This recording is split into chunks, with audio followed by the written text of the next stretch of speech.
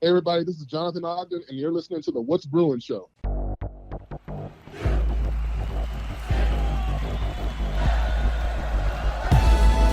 You're listening to the What's Bruin Show, part of the What's Bruin Show network, with your hosts, Jake Berryfield and Mike Regalado, and occasionally some friends, talking all things UCLA sports.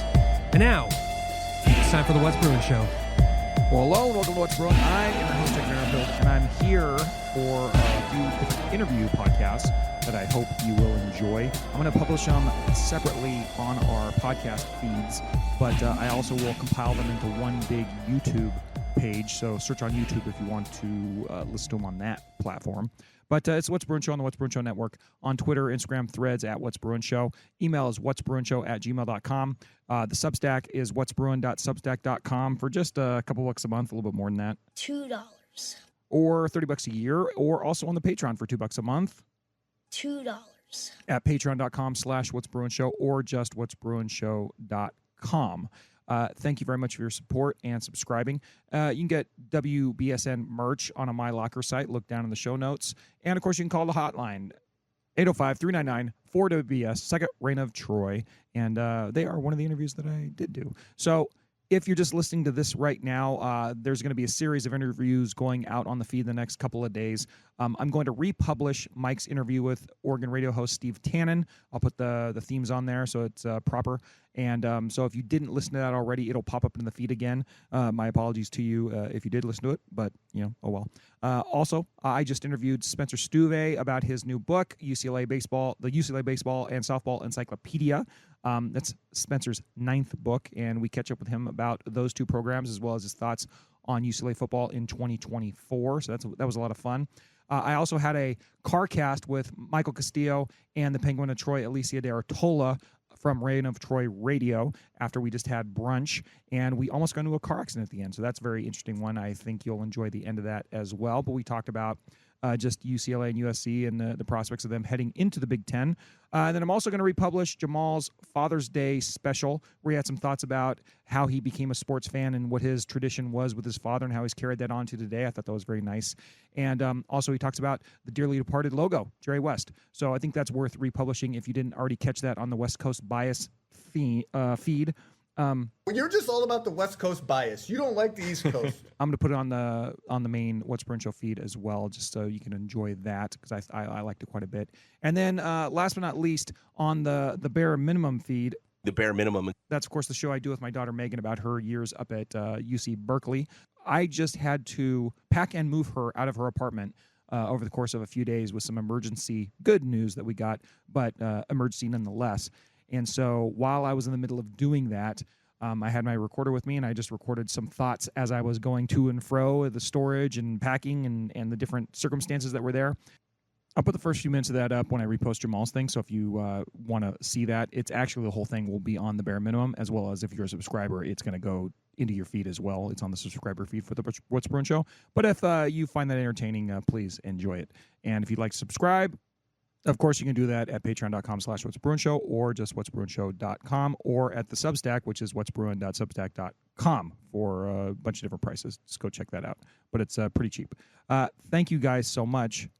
Okay, well, with that in mind, let's get right to the republishing of Mike's interview we did a week or two ago with Oregon Radio host Steve Tannen. The ducks, they're wimpy. They don't even have teeth. Have you guys ever seen a flock of ducks flying in perfect formation? And welcome to What's Bruin, a show about anything and everything Bruin sports. I am your host, Mike Regalado, and tonight I am doing a solo show. Why is that? Because Mr. Jake is on an excursion with the familia to the eastern part of the Great White North. And to that we say... This is where the DJ talks. Don't say anything. Okay.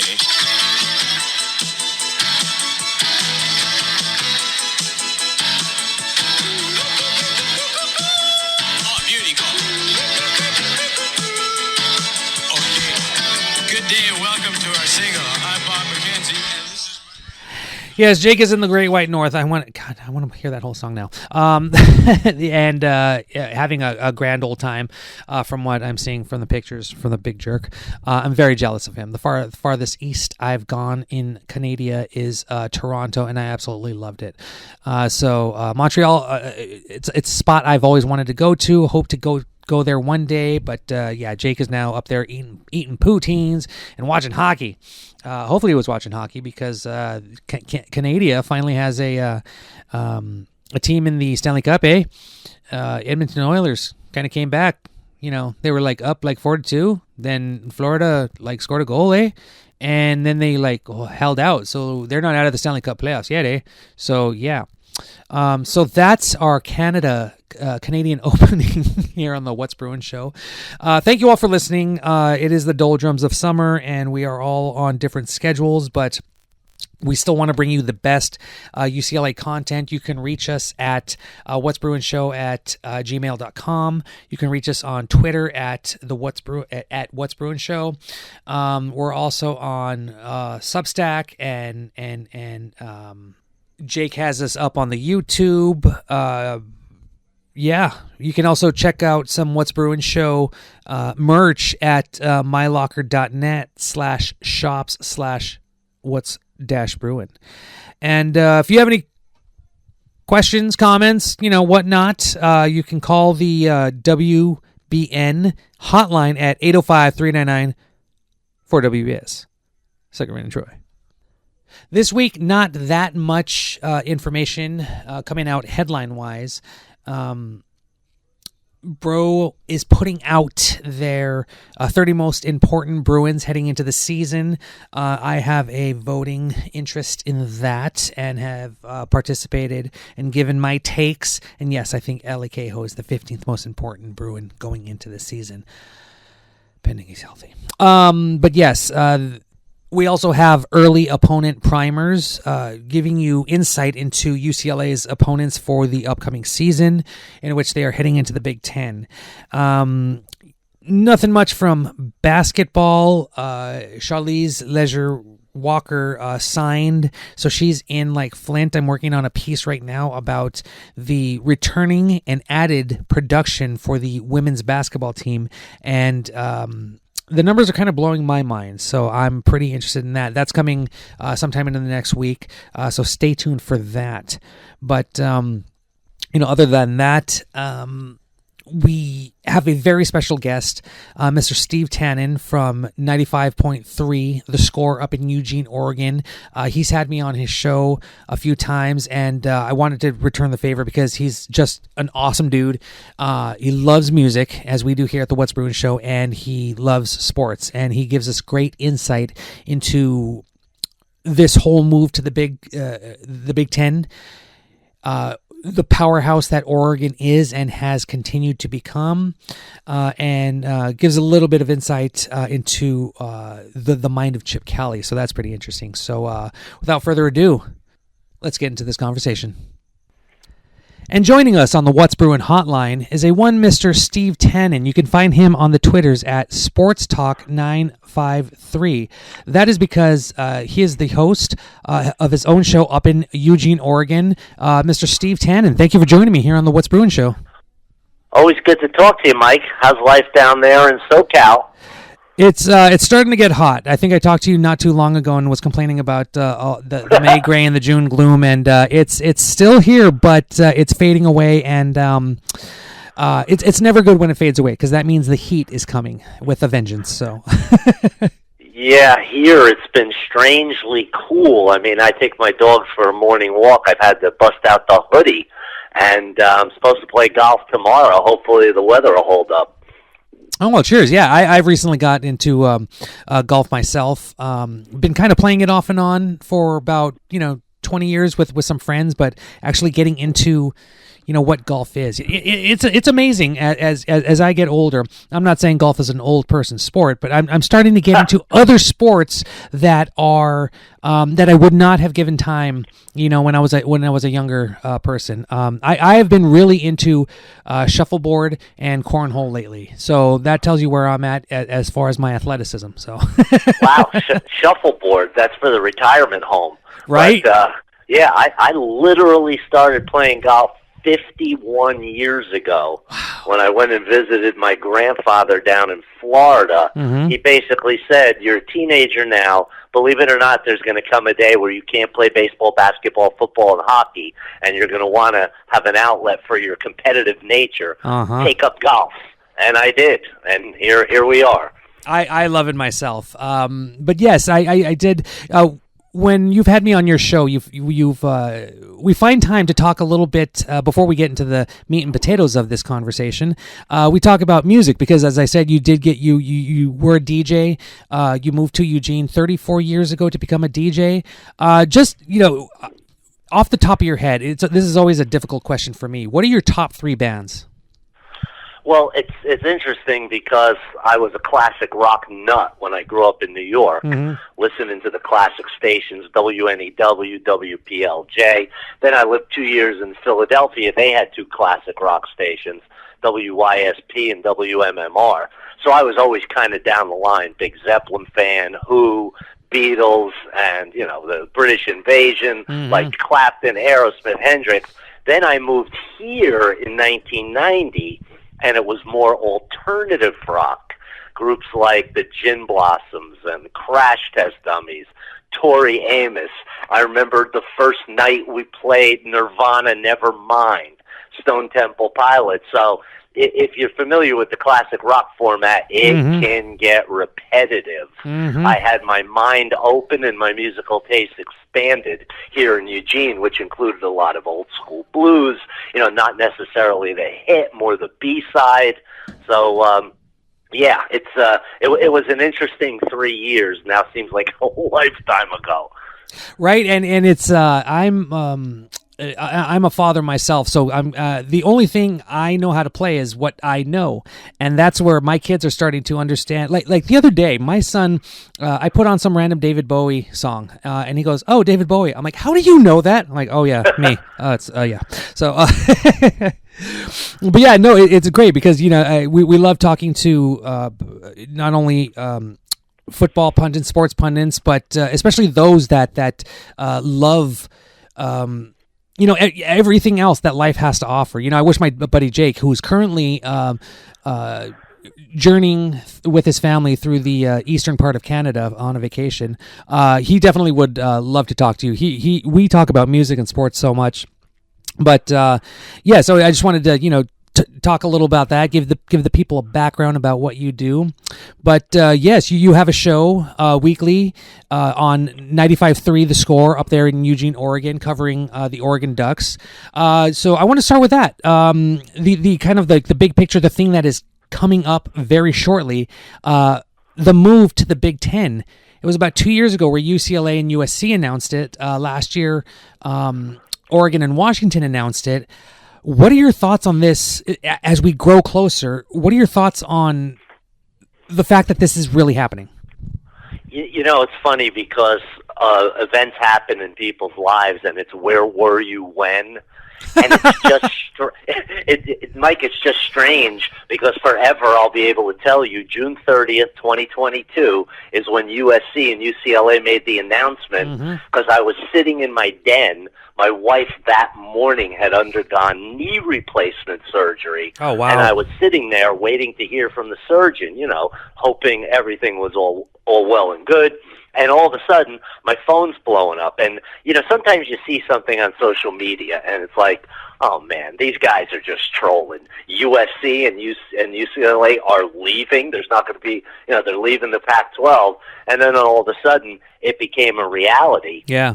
And there was, if you remember, for a while, it was like, well, that's not, it's a big deal to lose the LA schools, but the conference is stable. Will they bring in Boise State or San Diego State? And all of a sudden, the word came down that the quartet of schools was going to be leaving the Arizona schools, Colorado, and Utah for the Big 12. And all of a sudden, Oregon and Washington were like, well, the ground is falling beneath us.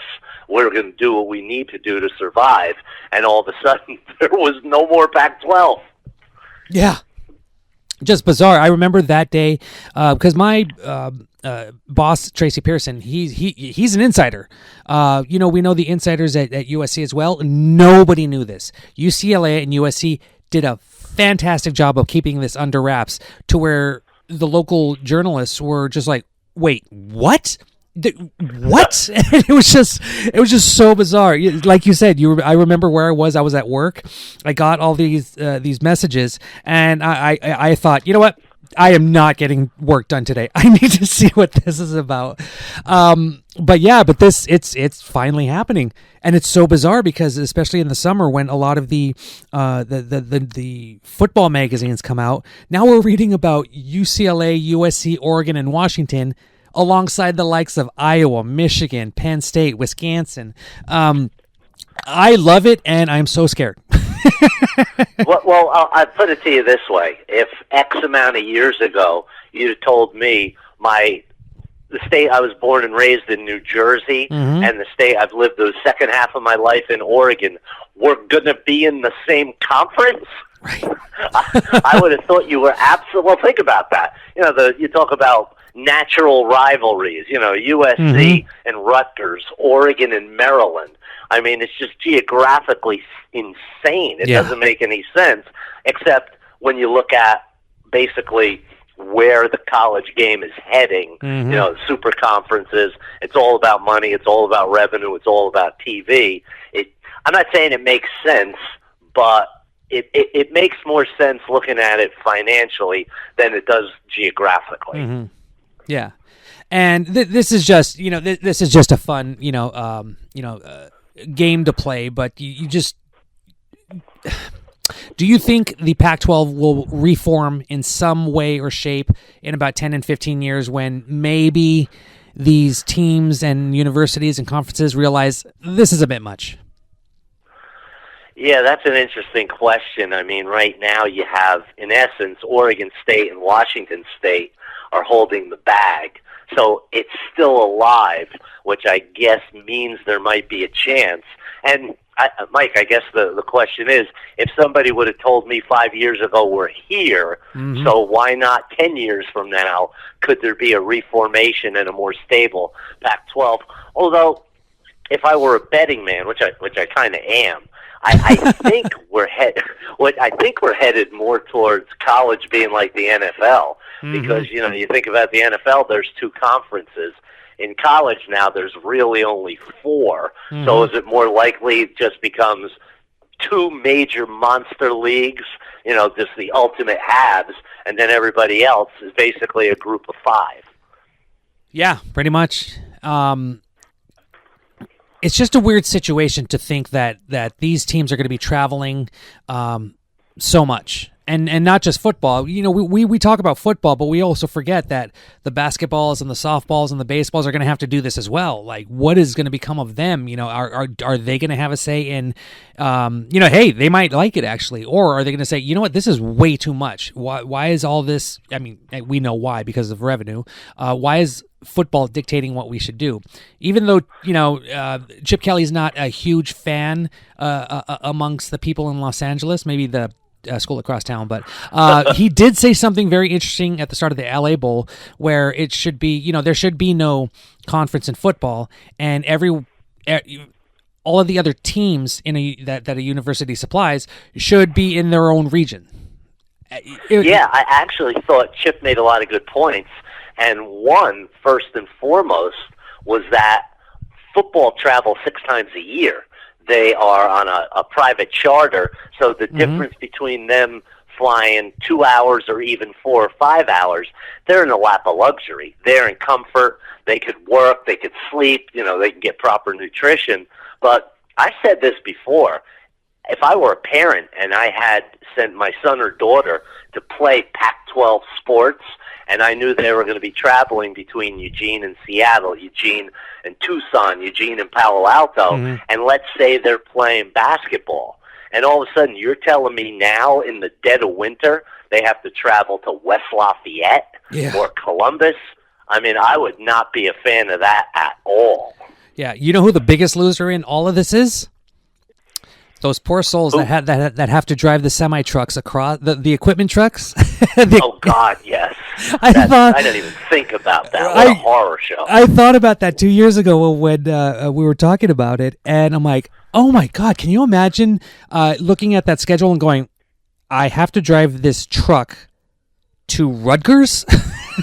like oh man, like we talked about how UCLA and USC and even Oregon and Washington, they should probably like buy some depot somewhere in like Iowa or something, so they can just like cut up the trip or something like that. But anyway, it's just all madness however you slice it. But hey, the reality is these 4 teams are now going to the Big Ten.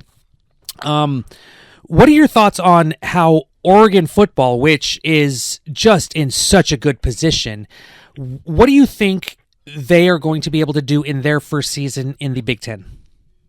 Well, I've talked about this before, and I said, even though I grew up in Jersey, my first real kind of passions I grew for college sports were watching O.J. Simpson in the Rose Bowl and watching UCLA in the Final Four.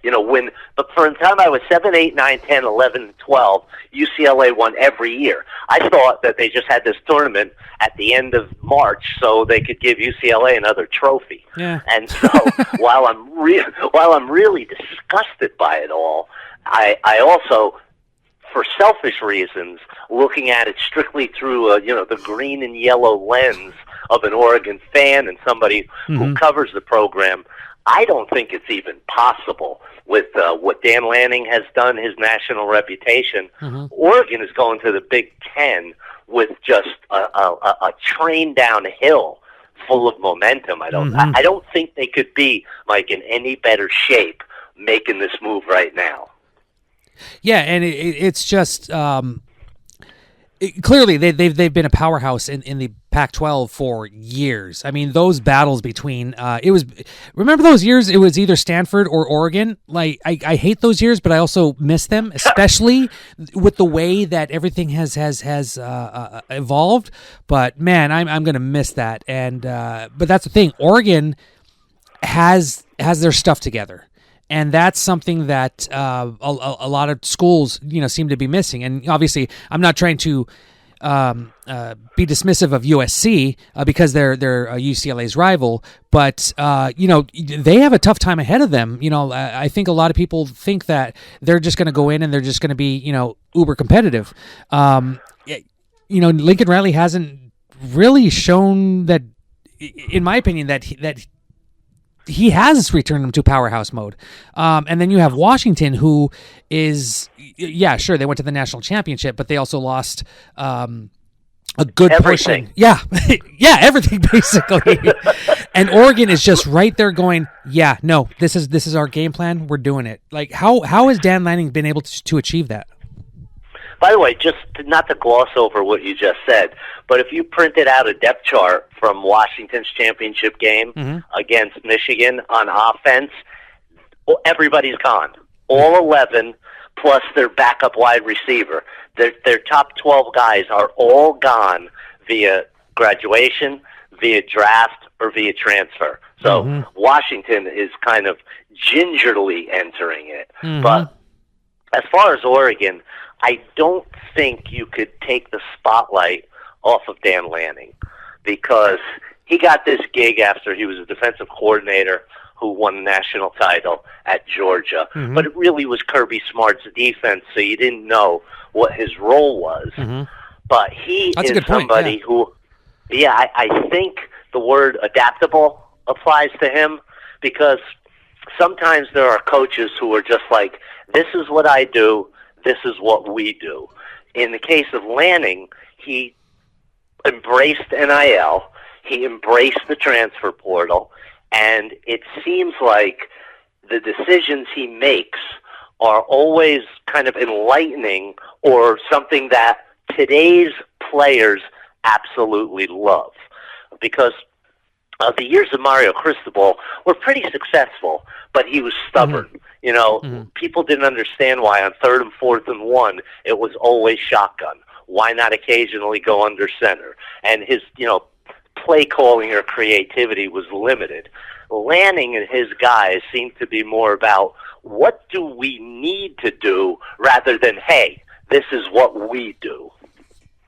Yeah, and it's just pretty impressive. The fact that they are already going up against Ohio State, who Michigan obviously won the national championship, but they lose several big pieces too. But Ohio State is right there, and even though UCLA fans don't like, are not big fans of. Let me say that they're not big fans of Chip Kelly. Ohio State, to me, I believe, really upgraded with the addition of Chip Kelly, because that was Chip Kelly's thing. He's an offensive-minded guy, and the thing was, he did not have the recruiting. But at Ohio State, other people are going to recruit for him. I mean, he still has to recruit. That's part of his job. But he can literally just have all these 4- and 5-star guys come into his system, implement his system, and just start to destroy. When he was here, because of the Northeast connection, he's a guy from just outside of Boston. Mm-hmm. I'm a New Yorker. He came on my show as a regular, and he would flat out say his 4 years here, he was not into glad-handing boosters. He didn't love recruiting. He did, for years, from Mike Bellotti, and earlier than that, they used to have this coaches show on TV every Sunday after a game. He got rid of that, and he basically flat out said he'd rather be out to dinner, talking with friends about football, designing plays on napkins than doing any of that, recruiting, boosters, glad-handing, and all of that. Mm-hmm. So for him, after all these years of being a head coach, twice in the NFL here, down there, for him to be just focused on offense with this level of talent at his disposal, man, watch out for that Ohio State. Yeah, offense. seriously. I mean, I am still a huge fan. Even though Oregon throttled UCLA many times when Chip Kelly was in charge there, even though the way he left it rubbed people the wrong way, but I actually do enjoy watching his offenses, and I am going to, maybe a little bitterly going to be watching Ohio State, but man, I think he's going to have that offense running. Yes. Well, I'll tell you what, Mike, October 12th, when Ohio State comes here, right? People have been watching this forever. That's going to be maybe the biggest home game Mm-hmm. in the history of Autzen Stadium. Yeah. It's just, you throw in Chip, you throw in the new conference, you throw in at that point, if there are no surprises, you could have like number 3 versus 4, 2 versus 3, Mm-hmm. and in this backyard. And you want to talk about, well, welcome to Big Ten football. And obviously that's going to be a huge national game. Maybe game day will be here. I'm assuming a lot, but it has the potential to be one of the games of the year Mm-hmm. nationally. Exactly, yeah. Well, one more question for Mr. Steve Tannen up there in Eugene, Oregon at 95.3 The Score. Just to guess, or if you haven't thought that deeply into it, where do you think Oregon finishes in the Pac-12, and where do you think UCLA finishes in the Pac-12 from what you've seen? The Pac-12. I said Pac-12. Oh my God, I'm sorry. The Big Ten. I'm not up to speed as much on UCLA.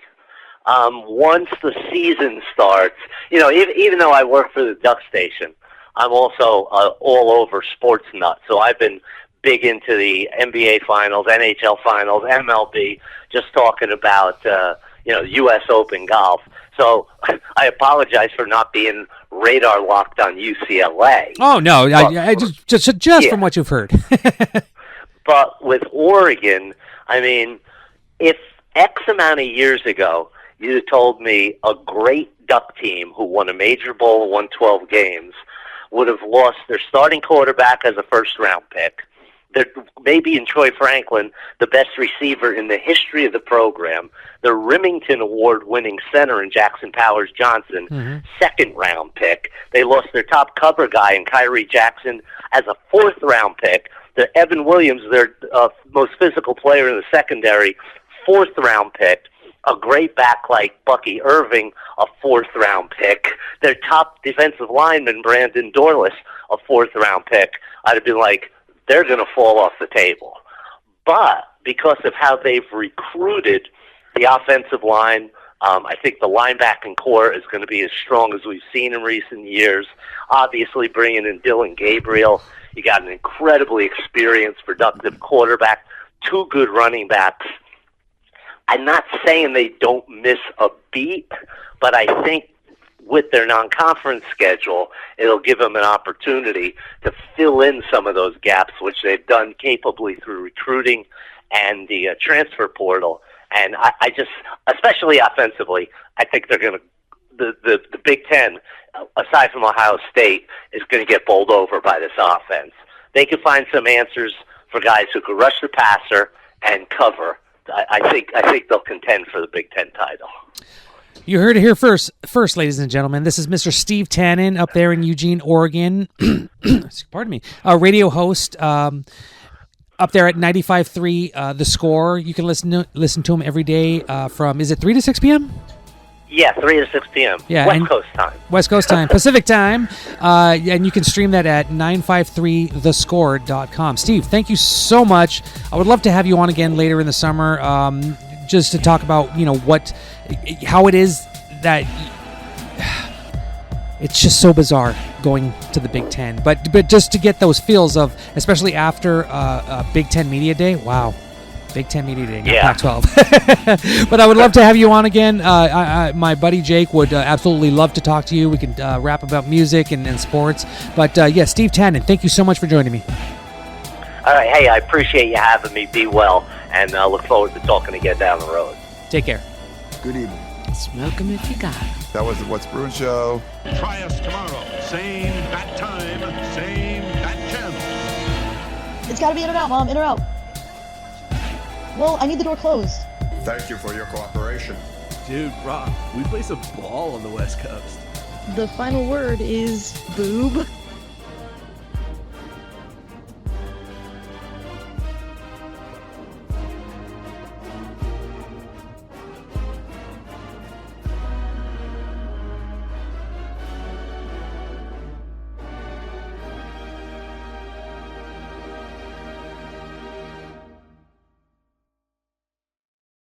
Hey everybody, this is Jonathan Ogden, and you're listening to the What's Bruin show.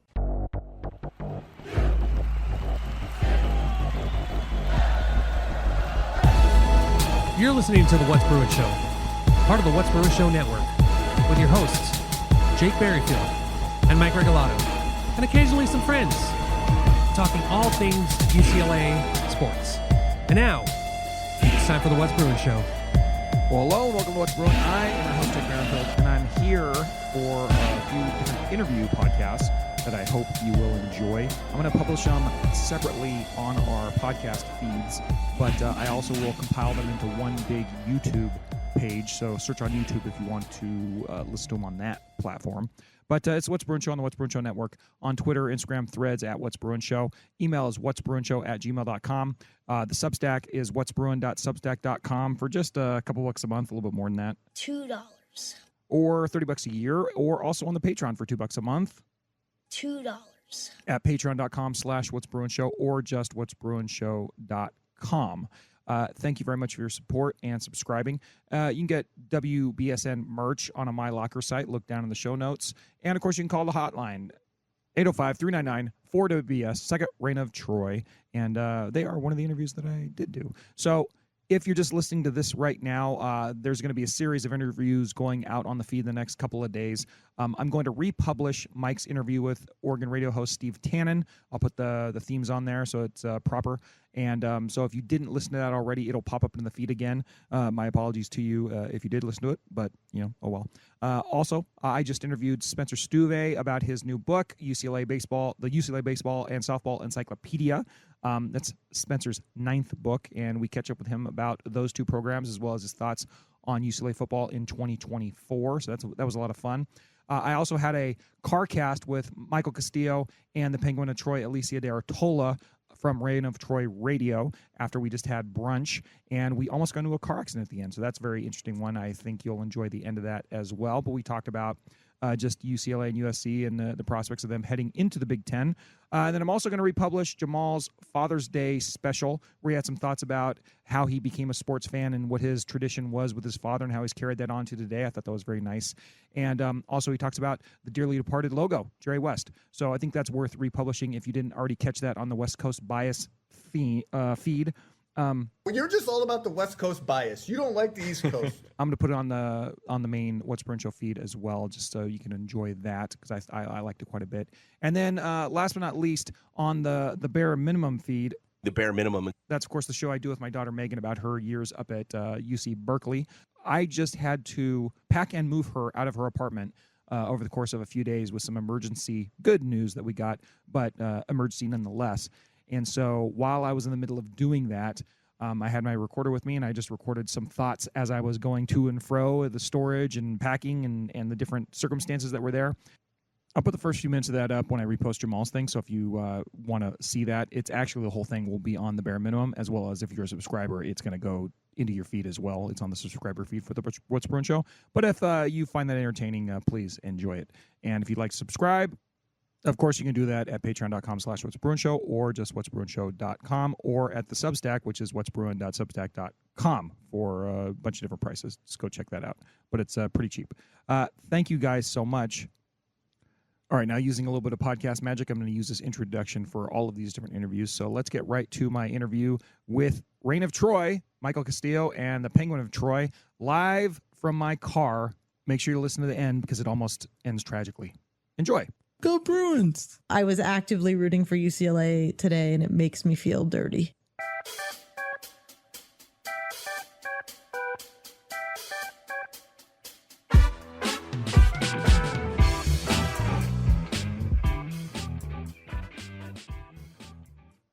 All right, broadcasting live from a car. This is a CARCast with Reign of Troy, the originators of the CARCast. I stole it from them, and like I've stolen a lot of things from you guys over the years.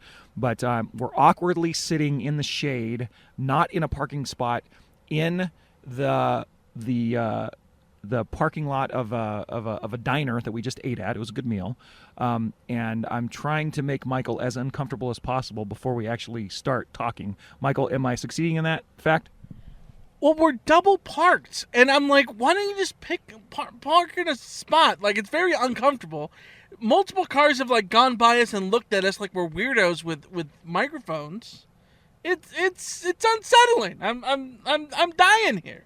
When he says we're double parked, we are parked next to the trash cans, not blocking a single car. Yeah, we're not double parked. There's no. This is the only piece of shade in the parking lot. Yeah, exactly. We're in the shade, which is trying to make us more comfortable. But we're not in a spot. We're double parked in front of a spot that nobody's parked in, but we're still not in a spot. It's incorrect. Well, like I said, I'm trying to make you uncomfortable. This is a society here. We're trying to live in a society. Thank you, George. I appreciate that. Anyways, we just had a nice little lunch, breakfast lunch, a little brunch action. I got shredded beef and eggs and with a pancake on the side. Michael, you got, what'd you get? You got eggs and pancakes? Yeah, pancakes, eggs on the side. I noticed you went for country potatoes instead of hash browns. What goes through your process there? I think I generally prefer the country potatoes over the hash browns generally, but most of the time, obviously when I'm having the diner food, I'm with my wife Sarah, and she always will get hash browns. So generally, it's like I'll get a little bit of both out of it, but I think I prefer the country potatoes overall. So my biggest pet peeve in American dining is the lack of clarity and transparency that places have about their hash browns. They say hash brown. What are hash browns? What are they? Sometimes they mean home fries. Sometimes they mean country potatoes. Sometimes they mean a little patty like you get at Mackey's. Sometimes they're those stringy, nasty things. Sometimes they're like little stringy patty things. Like, there could be a million different things. Tell me what kind of hash browns you have before I commit to ordering hash browns. I don't know if I've ever been anywhere that had anything other than just like hash browns. They're either like congealed into a little hash brown, like Pop-Tart like type thing. Yeah. No. That's gross. No, there's very, very big variants. Michael is correct on this, actually. Yeah. It is very frustrating. What'd you have, Penguin? I had French toast with a side of over easy eggs and sausage. It's funny. I used to live about 3 blocks from this place, but I've only been here probably 3 times total in the last 25 years that I've lived in the Valley. But it never disappoints. I like it. It's Millie's Restaurant and Bakery in the Mid Valley, and it's not quite midpoint for us to meet at, but it's certainly convenient for me, and worked out. Are you saying this isn't the good valley? It's just mid? It's the Mid Valley. And it is very mid. My apologies to everybody that may live in Reseda or Valley Village. Millie's comes with a strong endorsement from Random Troy Radio. This is not a paid advertisement. That's right. But we will give them a plug. Anywho, I got you here. I want to do a short, quick pod just to talk a little bit about heading into Big Ten territory for the California, for the LA schools rather.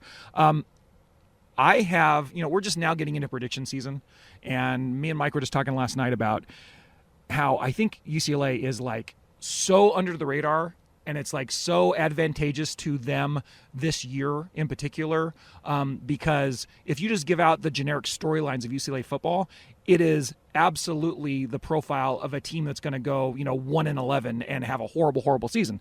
New coach, new coordinator after your crosstown rival stole your coordinator in embarrassing fashion and stole a couple of your best players. F you guys. I still hate you guys for that. Completely new systems on all sides of the ball. The last 5 years you haven't recruited a soul basically because you had this weird Chip Kelly sort of system going. And oh, by the way, you have a really hard schedule going into the Big Ten for the first year, and all that adds up to pretty much any national broadcaster saying that they're going to be terrible and like who's going to underachieve in the Big Ten. Oh, I think UCLA is going to have a hard time because of the schedule. Yada yada yada yada. However, if you kind of realign that with the fact that UCLA's offense sucked last year, more so because they went with a freshman quarterback who's no longer there, but they still have guys that had a productive offense the year before there. And you look at the, maybe their defense is going through a transition because they lost all these players, but, who are the Big Ten juggernauts you're going to play that you're going to lose to the guys that had the good offense anyway? You're going to play a bunch of teams that have very mid offenses, according to the thing. So it's like, I think UCLA has a chance to really, not contend for anything, but make a bowl game. I think that's pretty good goal for them. And I'm looking forward to it. Now, I bring all that up because the Trojans come into the Big Ten season and everybody's talking, they're finally in here and they're going to play Michigan, all this stuff like that. But then you look at their over-under, it's like 7 games or 7.5 games, isn't it? Yeah, that's what I've seen. Feels low. The Trojans come in, it feels low to you. Does it feel low to you, Michael? Yeah, because, people talk about the Big Ten schedule, and I think that you make a good point that I don't think the Big Ten schedule is as scary as it sounds because, yeah, Michigan looms large for SC, and you guys get Ohio State, right? So SC gets Penn State at home, but besides that, there isn't a Big Ten opponent on SC's schedule who is a guaranteed sort of loss. There are teams that absolutely SC could lose to, obviously. Same thing with UCLA. But, Nebraska was a middling team last year. Wisconsin was very mediocre last year. Minnesota was not good last year. Washington loses literally everybody, all of their starters. So their entire 2 deep. Yeah, they got to the national championship game, but they have a completely new coaching staff. You don't know what to expect at all. If Washington was 1-11 or 11-1, like either one of those, I'd be like, sure. It's a schedule that I don't think is as scary as it could be. I don't think, Rutgers scares you, Minnesota scares you, Maryland scares you, any of those things. So when you look at that 7.5 number, I think SC should be able to get the over there. Having said that, it's still a schedule in which, in the non-con, SC has to play LSU on a neutral site in Vegas. They have to host Notre Dame. And, those, you add Michigan and Penn State there, those are 4 games that are certainly losable. So I think it's hard to say that SC is going to for sure win like 9 games or something. But I think it's reasonable to take the over on the 7.5. Yeah, and it's funny too because I had the same viewpoint on the UCLA schedule in that if they show up for the season, and BME's offense is trash, and the defense is like just absolutely dreadful and all that stuff. They have a floor of 2 wins because they're going to beat Indiana and they're going to beat Hawaii. But after that, all of their games are very, very, very losable. However, I think there's only 3 games on the schedule, and they play them back to back to back, where they have no business winning those games, and that's the Oregon game, the Penn State game, and the LSU game. Not in that order, but they play them back to back to back. And like, number one, it's good for them because you get all that gauntlet of games just out of the way, and then it's done. You're going to be probably 2-3 coming out of that, but then you have a bunch of games that very easily, if things work out okay for how they are, if they're playing okay, they could peek into playing a bunch of 50-50 games where they like if they actually have a decent offense, they could score with Rutgers and Nebraska and Iowa. I'm sorry that they're going to be able to. So I think we're all of very like minds on how our respective teams are kind of looking at this now. Well, I think one thing is I feel like UCLA could be, in a weird way, the Arizona State first-year Herm Edwards situation, where everyone just assumes that it's going to be a dumpster fire, and just not being a dumpster fire will be considered semi-impressive. Yeah, exactly. And it really, what is interesting to me is that people talk about UCLA like they've been a doormat of the Pac-12. They haven't been a doormat of the Pac-12. They've been a top half of the Pac-12 team most years. Just underachieving. Yeah, just underachieving, like not able to take that next step, but they've been a solid Pac-12 program the whole way through. So the question that both USC and UCLA have going into the Big Ten is really, where does a top half but not elite level Pac-12 school fit next to the mid Big Ten teams like the Rutgers and Nebraskas and the Indianas, and even like a team like Iowa, who has been so one-sided that it's always been difficult to sort of figure out where they actually stand. So I think you're very right, but it might end up being a 5 wins will feel impressive for Deshaun Foster in year one, let alone bowl eligibility. Yeah, and I'm shooting for like 5.5 is their over under right now, and I'm like, I personally, I don't think anybody would be disappointed with them nationally if they get to 5 wins. Everybody's like, oh, it's a nice story. I'm going to be disappointed if they don't get to 6, but I won't be that disappointed. And like I said, I think they'll have buzz if they get to 5 or 6, which is nice. With that being said, the over under 7.5 for the Trojans, one of my favorite storylines heading into the Big Ten season, which I've sent you guys a couple tweets and things about it, is Lincoln Riley, hot seat coach. Is his seat the hottest heading into the Big Ten? Yada, yada, yada. So what do you guys think of that headline, that particular headline, and how do you balance that with, what are Trojan fans at large going to say if they end up at 7 or 8 wins? I think there's a difference between hot seat and hot seat in a realistic sense of, do you have the chance of being fired? Because no, I think SC is committed too much towards Lincoln Riley. Lincoln Riley's making sort of too much money for him, to step away, kind of thing. Absolutely, he's not in the hot seat in that sort of way. However, I do think that if things go awry this year, he absolutely is going to start to get flack, because last year put him to a point where he had to make a bunch of changes that he's never made before, which is hiring a new defensive coordinator. He's only hired one guy as a defensive coordinator in his whole career before this year, and that was Alex Grinch, and he stuck by him too long, but now he's had to hire his second defensive coordinator in Danton Lynn. And how is that going to bastards? If that pans out, great. If not, then the defense could be another liability. SC has to replace a Heisman Trophy winner at quarterback. It could be difficult. And there's a reason that the over-under on the wins is at 7.5, right? So he could be, looking at a 7-5, 6-6 type of season. However, you look at Lincoln Riley's track record, he's only had one bad season in the history of his coaching, and that's even having to replace Heisman winners multiple times. So We're gonna see. We're gonna see either way. I don't think he's in real jeopardy of his job. I think he's just in jeopardy of losing the trust of USC fans who are still frustrated at how last season went, especially when SC started out 6-0 and looking like the playoff, and then crashed and burned. Yeah, I think there's a big difference between literal hot seat and credibility hot seat. And I think that Lincoln Riley is in danger of the credibility hot seat starting to heat up. And not just from a USC fan perspective, but from a national perspective. The national narrative on Lincoln Riley right now is as low as it's ever been.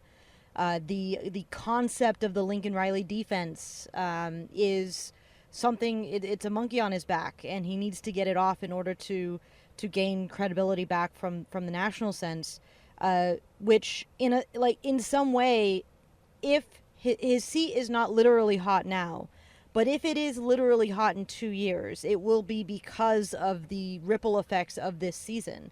Because if you don't show improvement defensively, if you take a massive step back, if you are actually in a situation, I mean, Bill Connolly, I just saw his preview for the coming season, the SP Plus rankings on USC. He talked about how USC only has a 70% chance of being bowl eligible. Now, I have big issues with SP Plus preseason stuff in this day and age. I think it's a crapshoot. Not his fault, not Bill Connolly's fault. Just it is literally impossible to know.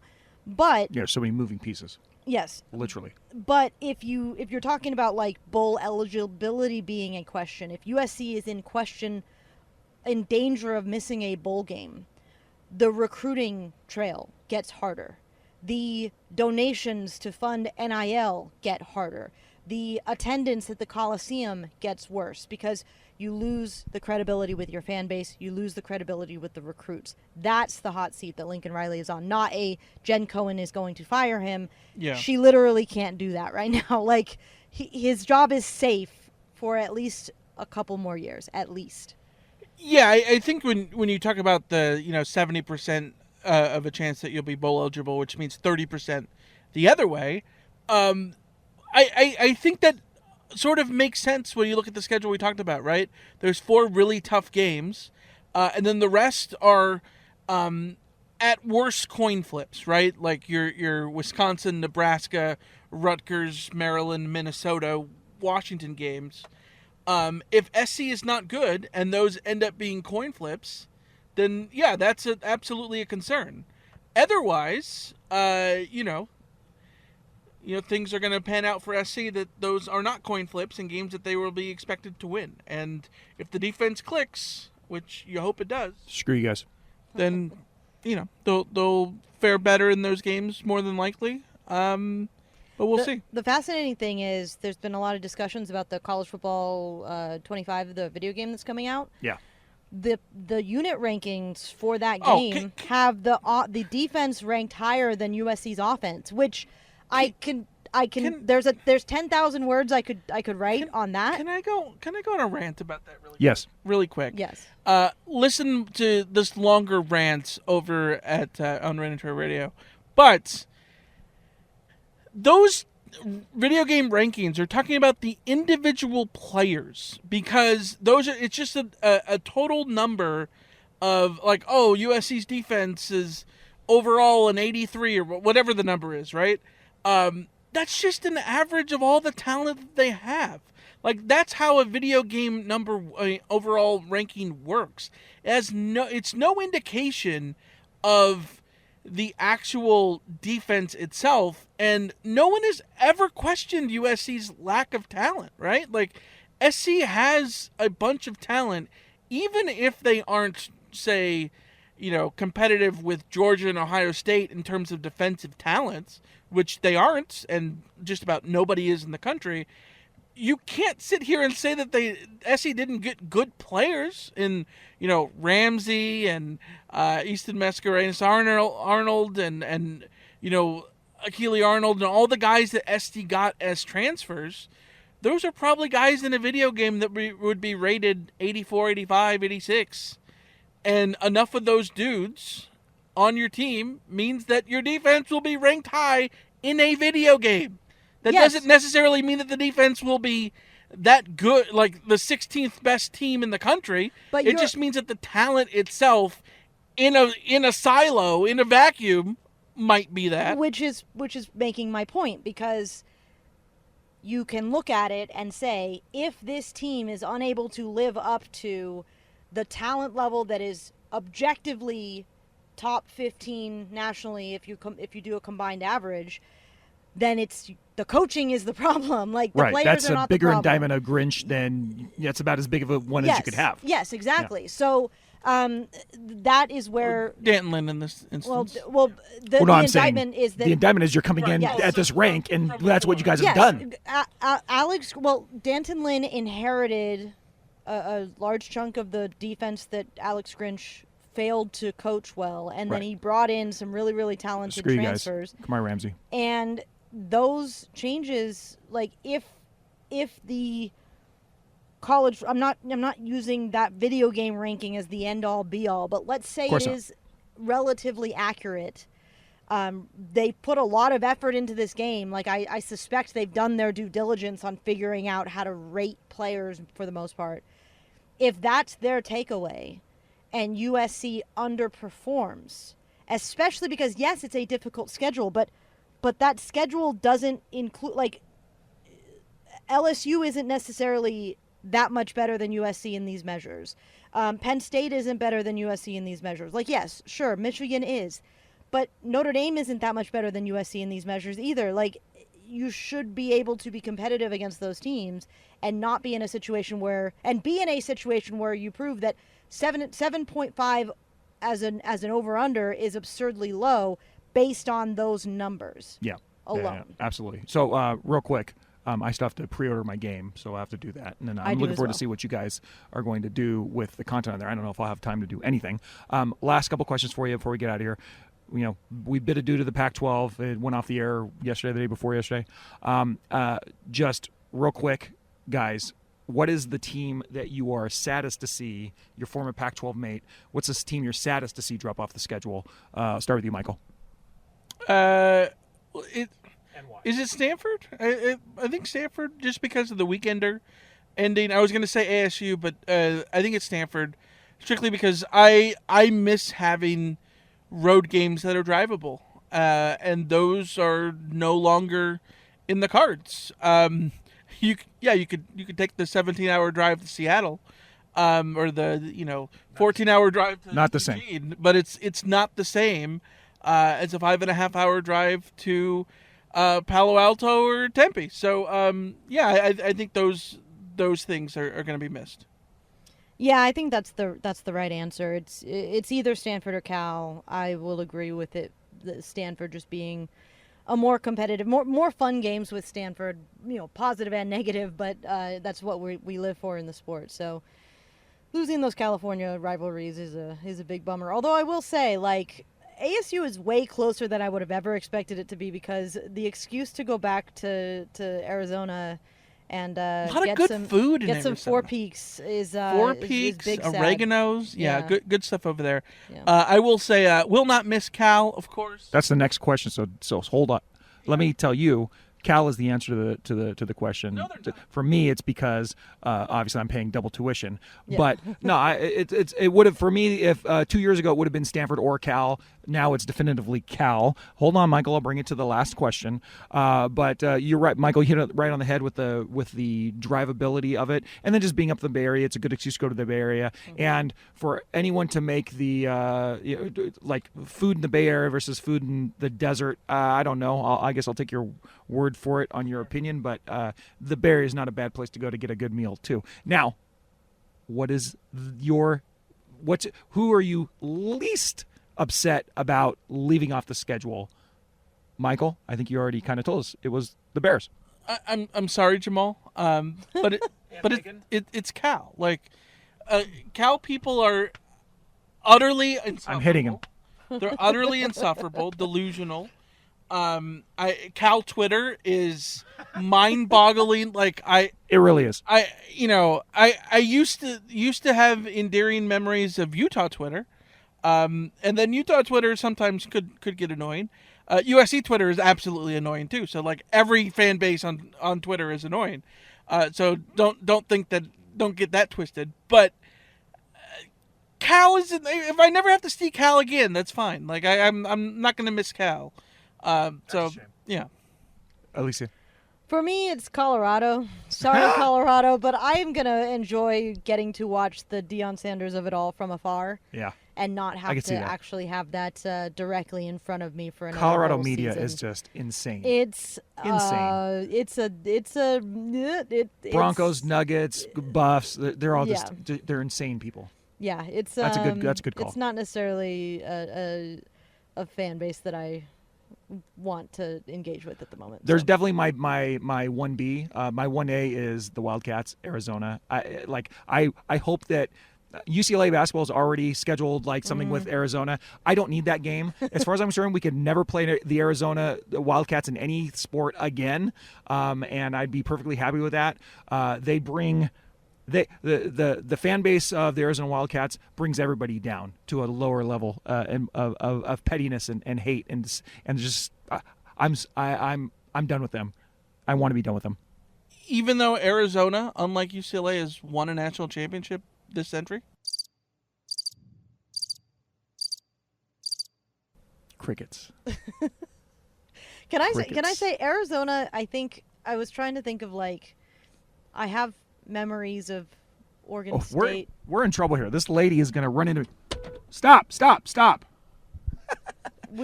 This lady is. I want to move the car because this lady is trying to do something. I do. Pull a maneuver live on the air. My goodness! I told you, you're not in a parking spot. This is gonna happen. I've been watching. This is on you, dude. No, I've been watching her trying to do whatever it was that she was doing, and I do not understand what she was trying to accomplish. How many cars passed us while we were doing this interview? Yeah.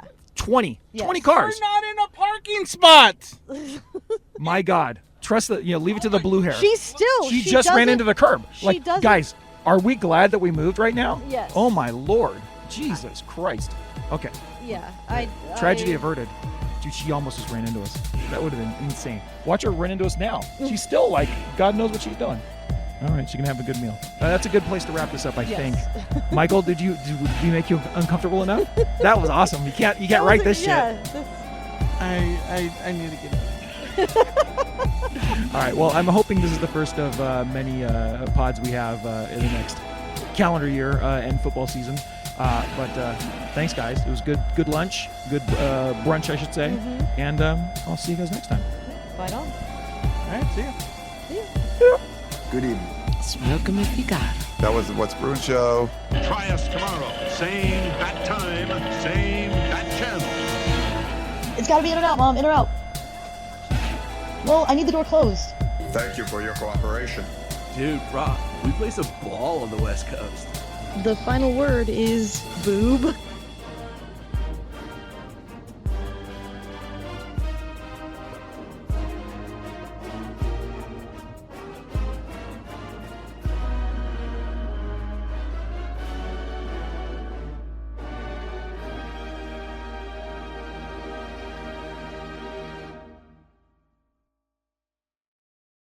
Hey guys, it's Chris Johnson, UCLA national champion.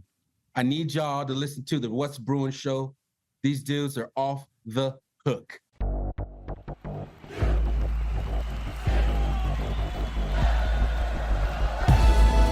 You're listening to the What's Bruin Show, part of the What's Bruin Show network, with your hosts, Jake Berryfield and Mike Regalado, and occasionally some friends, talking all things UCLA sports. And now, it's time for the What's Bruin Show. Well, hello and welcome to What's Bruin. I am your host, Jake Berryfield, and I'm here for a few different interview podcasts that I hope you will enjoy. I'm going to publish them separately on our podcast feeds, but I also will compile them into one big YouTube page. So search on YouTube if you want to listen to them on that platform. But it's What's Bruin Show on the What's Bruin Show network, on Twitter, Instagram, Threads at What's Bruin Show. Email is whatsbruinshow@gmail.com. The Substack is whatsbruin.substack.com for just a couple bucks a month, a little bit more than that. $2. Or $30 a year, or also on the Patreon for $2 a month. $2. At patreon.com/whatsbruinshow or just whatsbruinshow.com. Thank you very much for your support and subscribing. You can get WBSN merch on a My Locker site. Look down in the show notes. And, of course, you can call the hotline, 805-399-4WBS, second reign of Troy. And they are one of the interviews that I did do. So if you're just listening to this right now, there's going to be a series of interviews going out on the feed the next couple of days. I'm going to republish Mike's interview with Oregon radio host Steve Tannen. I'll put the themes on there so it's proper. And so if you didn't listen to that already, it'll pop up in the feed again. My apologies to you if you did listen to it, but, oh well. Also, I just interviewed Spencer Stueve about his new book, the UCLA Baseball and Softball Encyclopedia. That's Spencer's 9th book, and we catch up with him about those two programs as well as his thoughts on UCLA football in 2024. So that was a lot of fun. I also had a CARCast with Michael Castillo and the Penguin of Troy, Alicia de Artola, from Reign of Troy Radio after we just had brunch, and we almost got into a car accident at the end. So that's a very interesting one. I think you'll enjoy the end of that as well. But we talked about just UCLA and USC and the prospects of them heading into the Big Ten. And then I'm also going to republish Jamaal's Father's Day special, where he had some thoughts about how he became a sports fan and what his tradition was with his father and how he's carried that on to today. I thought that was very nice. And also he talks about the dearly departed logo, Jerry West. So I think that's worth republishing if you didn't already catch that on the West Coast Bias feed. You're just all about the West Coast bias. You don't like the East Coast. I'm going to put it on the main What's Bruin Show feed as well, just so you can enjoy that, because I liked it quite a bit. And then last but not least, on the Bare Minimum feed. The Bare Minimum. That's, of course, the show I do with my daughter Megan about her years up at UC Berkeley. I just had to pack and move her out of her apartment over the course of a few days with some emergency good news that we got, but emergency nonetheless. And so while I was in the middle of doing that, I had my recorder with me, and I just recorded some thoughts as I was going to and fro the storage and packing and the different circumstances that were there. I'll put the first few minutes of that up when I repost Jamaal's thing. So if you want to see that, it's actually the whole thing will be on the Bare Minimum, as well as if you're a subscriber, it's going to go into your feed as well. It's on the subscriber feed for the What's Bruin Show. But if you find that entertaining, please enjoy it. And if you'd like to subscribe, of course, you can do that at patreon.com/whatsbruinshow or just whatsbruinshow.com or at the Substack, which is whatsbruin.substack.com for a bunch of different prices. Just go check that out. But it's pretty cheap. Thank you guys so much. Okay, well, let's get to that interview with UCLA author Spencer Stueve. Go Bruins. Go Bruin! We love LA. Go Bruins.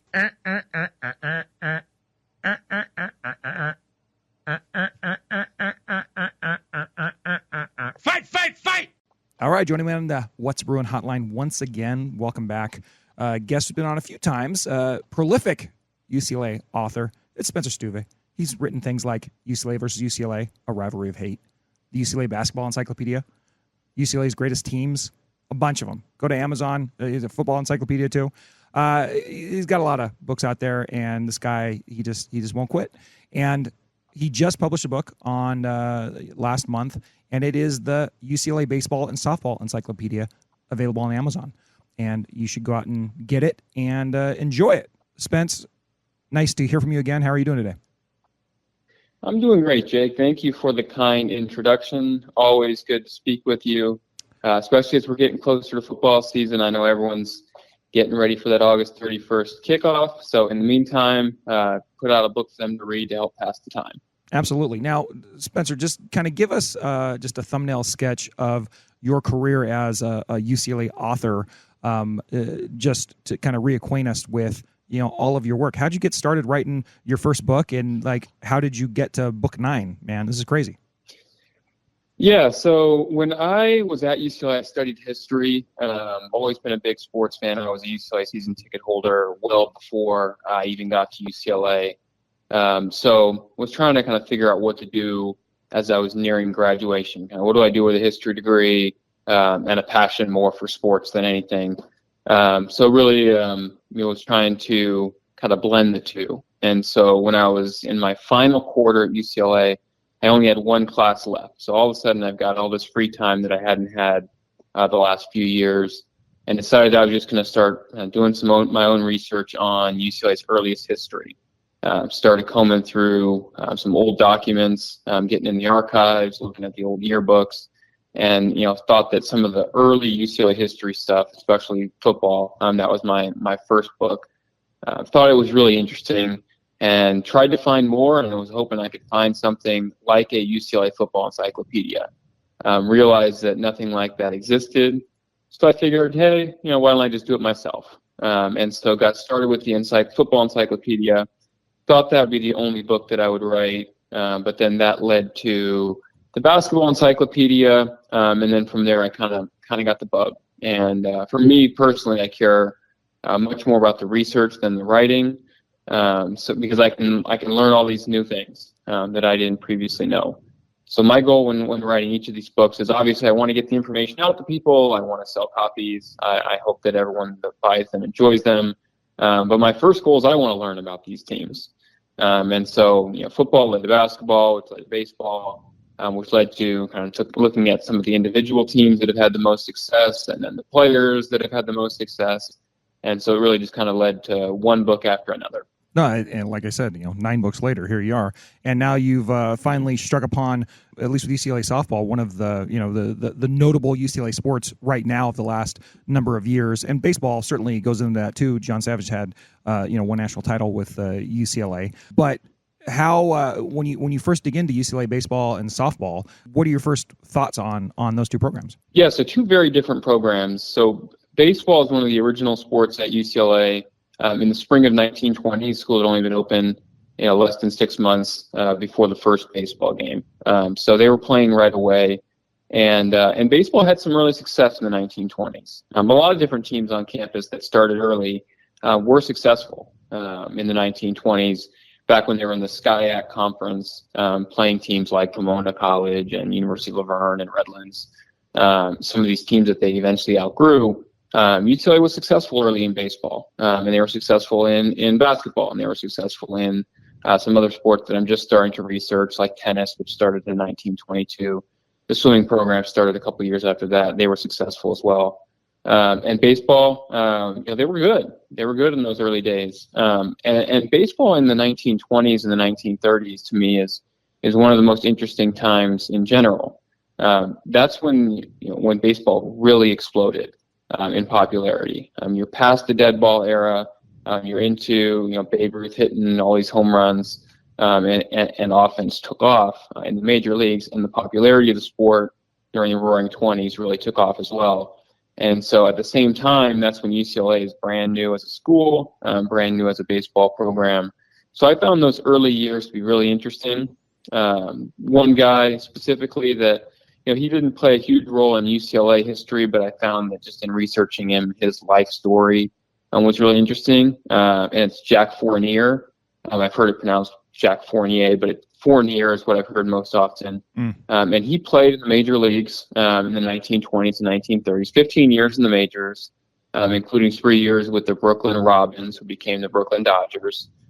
He later went on to coach at UCLA. And so just kind of, I stumbled upon his life story just in researching him because he was the head coach at UCLA from 34 to 36, and found just a cool story in his life. And so that's what's kind of fun about these books. These people that at one point were significant and important in the history of the UCLA athletic program that are long forgotten, kind of bringing their stories back is always fun. And then softball, on the other hand, they took it to a different level. So UCLA was successful in the 1920s, on a small scale, and it took a long time before they got to a championship level, almost a century later with John Savage. Softball, on the other hand, they were a juggernaut immediately.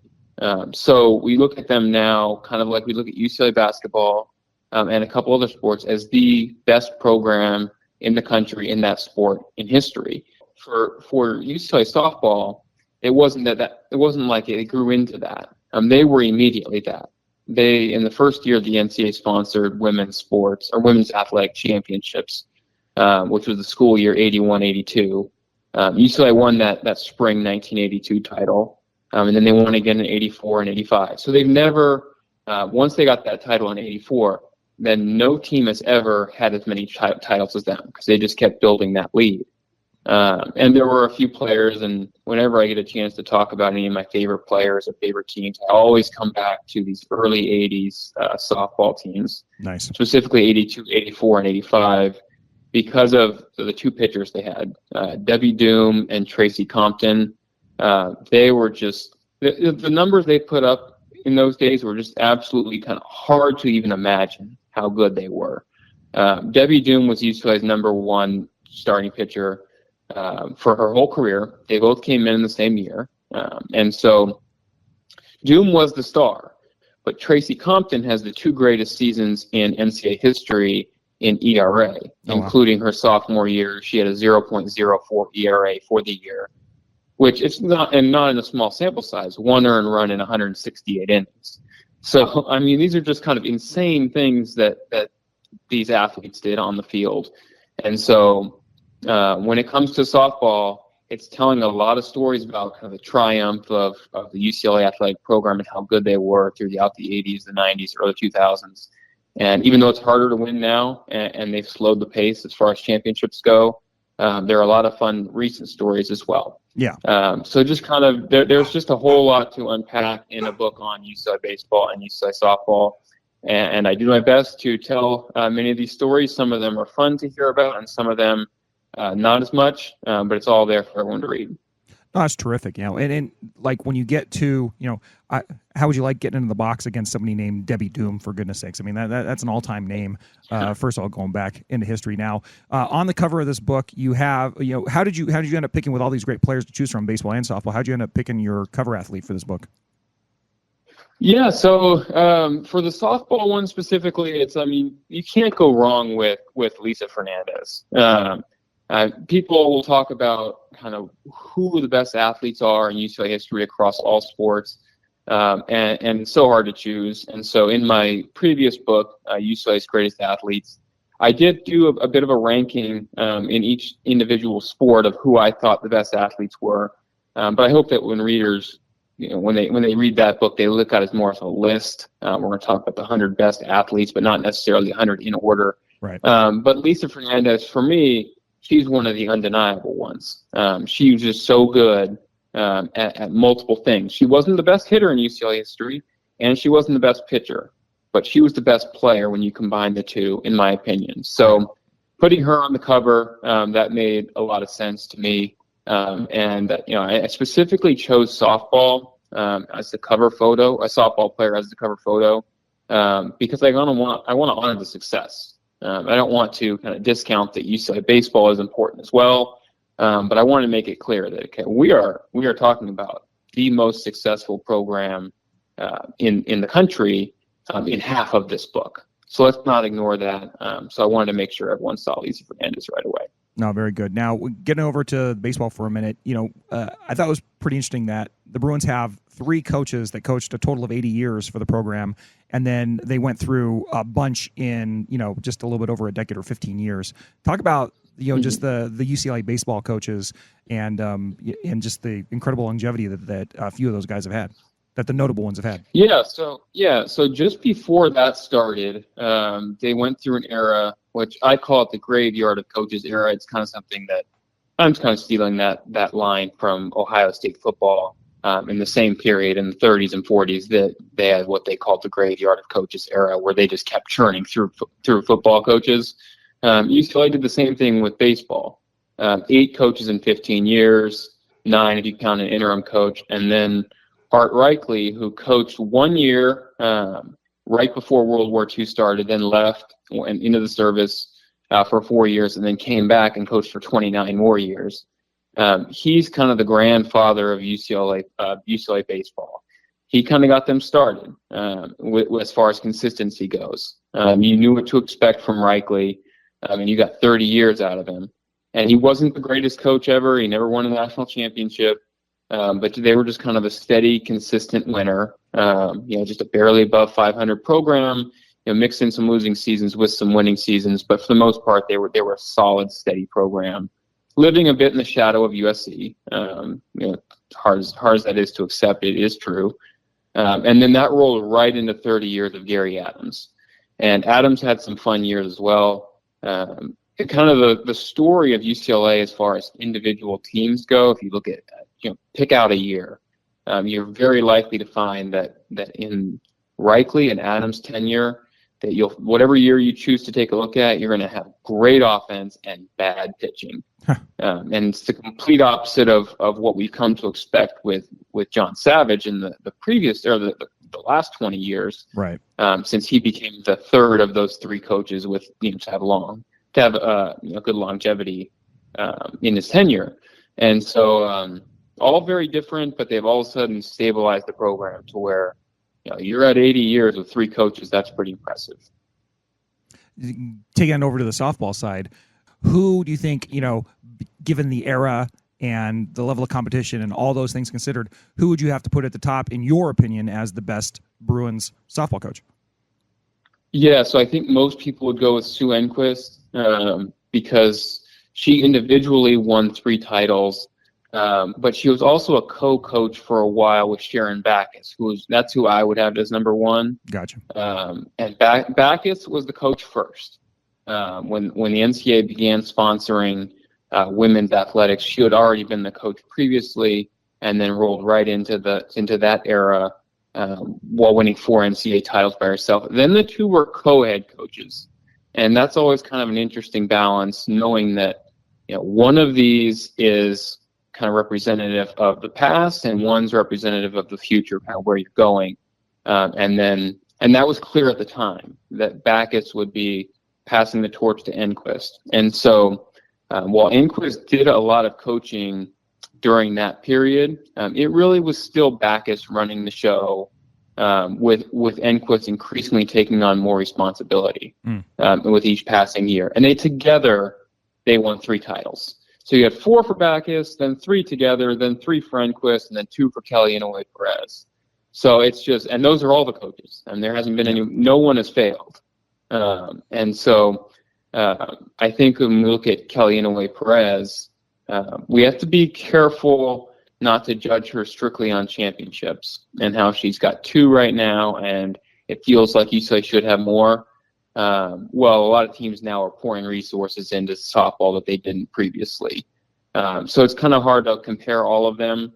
I kind of with Inouye Perez, I kind of want to sit back and let's wait a little bit, because say if she coaches 10 more years, wins 1 more championship, she's at 30 years or so with 3 championships, then we'll look back later and say that's a successful coach as well. That could be in the conversation with the first 2. Yeah, but no matter how you look at it, whatever your opinion is on these coaches, that's a lot of success. No, absolutely. Yeah. Man. 3 coaches, all titles. It's terrific. So if we had to, just give me your opinion, let's do a Mount Rushmore for UCLA baseball and a Mount Rushmore for UCLA softball. Who are you going to throw up there player-wise? Let's start with baseball. Okay, so let's start with baseball. Okay, so baseball is interesting to me because some of the players who I consider the best players aren't necessarily the most well-known players. So, I mean, like, we could throw out Troy Gloss. He's not on the list. But he had one of the greatest seasons ever in 1997. We could throw out Dave Roberts. He had a great career at UCLA, but, he's not on the list. Eric Karros, not on the list. Some of these guys that people know because of their major league careers weren't necessarily the best players in UCLA baseball history. Jackie Robinson. He's not on the list either. And he didn't even really have a good career at UCLA baseball. It was by far his worst sport. But some other guys that maybe aren't as well known, they would be on my UCLA baseball Mount Rushmore. Garrett Atkins, Eric Valent. Those 2 guys were just absolute studs. And then some more recent pitchers that everyone listening to your show, I'm sure, knows about: Trevor Bauer and David Berg. Yeah. I'd have those as my top 4. So 2 hitters, 2 pitchers. Oh wow, okay, very good. And then, but there are a lot of baseball names that one of my interests in writing it was to figure out what is the UCLA story as it relates to these baseball names that we know about because of their major league success. Right. And so that's what I think a lot of readers will find interesting is, okay, well, what was Eric Burns doing when he was in a Bruin uniform? What was Dave Roberts' career arc like? Was Troy Gloss a stud from day one, or did he grow into it? And so a lot of guys like that you'll hear about them in a UCLA uniform when your previous knowledge is most likely in a major league uniform. Yeah, well, and before we go over to your softball hall, Mount Rushmore, what do you think about where UCLA baseball is right now at this point in time under Savage? Yeah, so I mean, obviously this past year was really disappointing, and so I know there's been a lot of people that have talked about different programs on campus are struggling with NIL, or different programs are doing well. It's important to note that it's in everybody's interest to always act like their NIL is a problem, so that they get donors to continue to support the program and fix the problem. Certainly. And from my understanding of some sports, it's been greatly exaggerated where UCLA is in NIL, and that they're behind the curve, and that's just simply not true. But in baseball, they are. It has absolutely hurt UCLA. The implementation of NIL a few years ago has hurt UCLA because the SEC and their fan bases are focused on specific sports. They've really locked in on obviously football, but softball and baseball as well. And they're funneling their resources into these sports, in a way that frankly schools in the Pac-12 and the Big Ten and most of the Big 12, with the exception in softball of Oklahoma, who's going to the SEC. Yeah. Well, they are in the SEC now as of yesterday or a couple days ago. That they haven't been able to match. And so baseball recruiting has been good, but then they lost players because of the transfer portal and NIL. So that's a problem, and it's a bit concerning as a kind of long-term problem. But it's one of the things we'll see, because we were all concerned about basketball and NIL a year ago as well, and that seems to have turned around. So I'm hopeful still that the program can get back to its form. I look at just like 2019.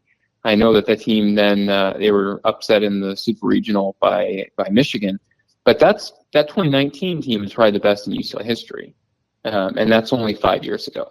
And so and that was a completely different type of team than the early success that UCLA had in the 2010, 2011, 2012, 2013 teams. That 2019 team was kind of more modern analytics, big, strong guys hitting it out of the park. And so, Savage has proven to be someone that can adapt and change, and he's going to need to. So we'll see how he does going forward.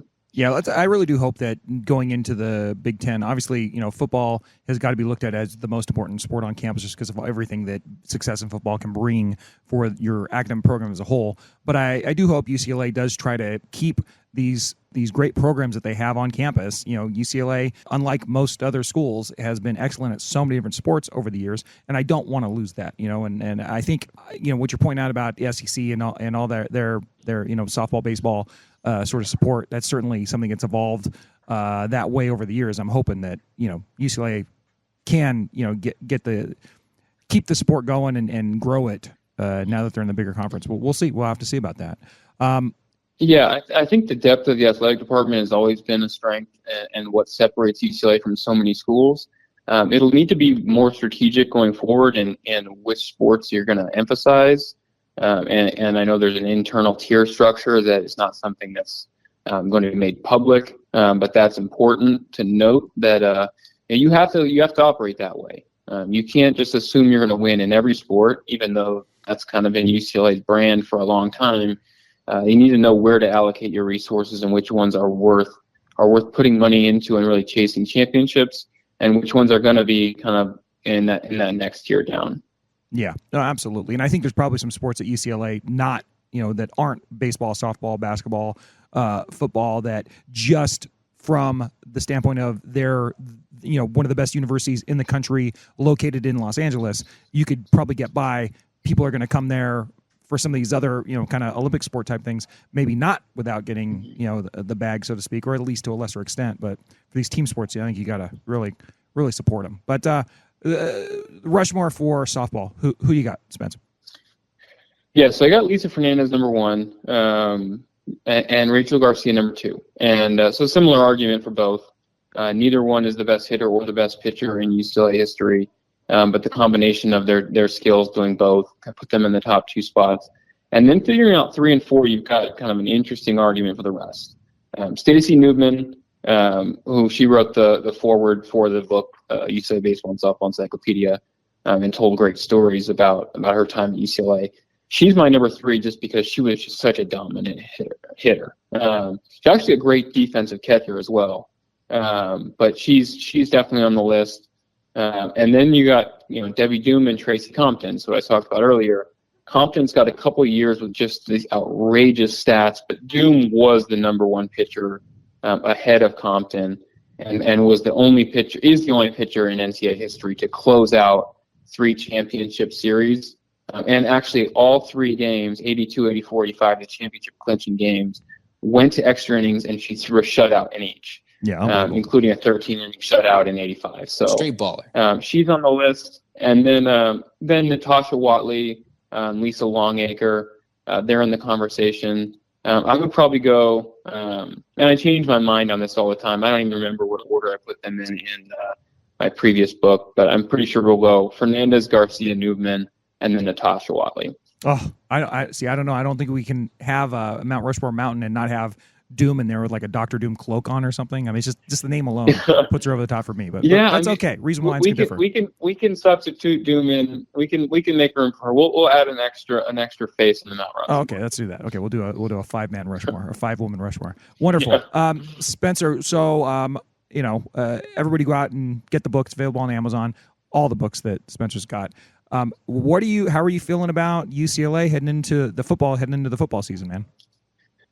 Yeah, so I try typically, no matter how we expect the team to be going into the year, I try and enter most seasons with kind of an open mind and not being too firm in my expectations one way or the other. I'm kind of in agreement with what you just said in this past podcast, the one that came out this week or last week, about the team. A lot of people are talking about 5.5 wins is the Vegas betting odds, and you could see them being anywhere from 2 to 9, and you think a valuable goal is getting to a bowl game. I'm in that same kind of mindset. If they can get to 6 wins, I think that's a decent first season for Coach Foster. And I think that as far as recruiting goes, a lot of people talking about how recruiting is changing, and all of a sudden we're getting a lot of effort and these things we didn't see from the Chip Kelly staff before. We need to see results in recruiting as well, besides just getting numbers. And I think that from what I know of Coach Foster, he's not exactly Jim Mora, he's not exactly Rick Neuheisel, but he's putting in the effort. And he has a good long-term vision. If they can sign a top 25 class in the class of 2025 coming on, go to a bowl game, sign a top 25 class, and then the 2026 class needs to be elite. That 2026 class needs to be top 10 in the country. And then you'll know if you've got the right guy, at least for the short term. It's impossible always to predict how they'll be 10 years from now, if they'll still be around. No doubt. But I think as far as the season goes, one thing I know, I'm excited about some of these trips we're going on. I'll be going to LSU, and then I'll see you there. I'll see. I'm looking forward to that. I've been looking forward to that one for 10 years now. And then I think this 3-week stretch is there. I can't think of a way or of a team in the country that has something more exciting for their fans, even if it ends up being 0-3, than a trip to LSU, a home game against a top 5 team or so in Oregon, and then a trip to Penn State. And so I'll be going to the Penn State game as well. So I know it'll be a fun season. Yeah, no, I'm looking forward to that too. I wish the only thing I'm sad about is that there's too many good trips to take all in one season. I don't got that much money to make all these trips, but yeah, I'll be going to LSU as well, and I will certainly see you there. Well, good, man. It's good catching up with you. Spencer Stueve, prolific UCLA author. Go check out all his books on Amazon. And, the newest one, UCLA Baseball and Softball Encyclopedia. Go up and pick it up. they'll ship it right to your house, and it'll be like next day delivery. Can you get that thing on Kindle too, or not, Spencer? Yeah, it's on Kindle. Well, however you want to read it, it'll be there. Very good, very good. Yeah, man, if we ever do any Audible books for these giant long books, let's get you in to record those. Anywho, Make it happen. yeah. Spencer, it's good to catch up with you, and thanks for coming on. And we'll talk to you soon. Good to be on here as always. Thank you, Jake. Good evening. Smoke 'em if you got 'em. That was the What's Bruin show. Try us tomorrow. Same bat time, same bat channel. It's gotta be in or out, Mom. In or out. Well, I need the door closed. Thank you for your cooperation. Dude, bro, we play some ball on the West Coast. The final word is boob.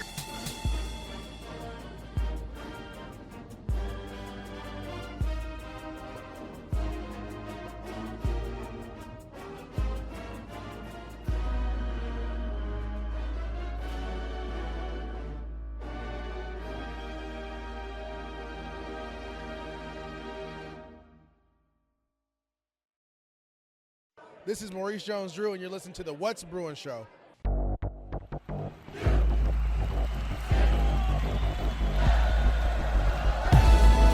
You're listening to the What's Bruin Show, part of the What's Bruin Show network, with your hosts, Jake Berryfield and Mike Regalado, and occasionally some friends, talking all things UCLA sports.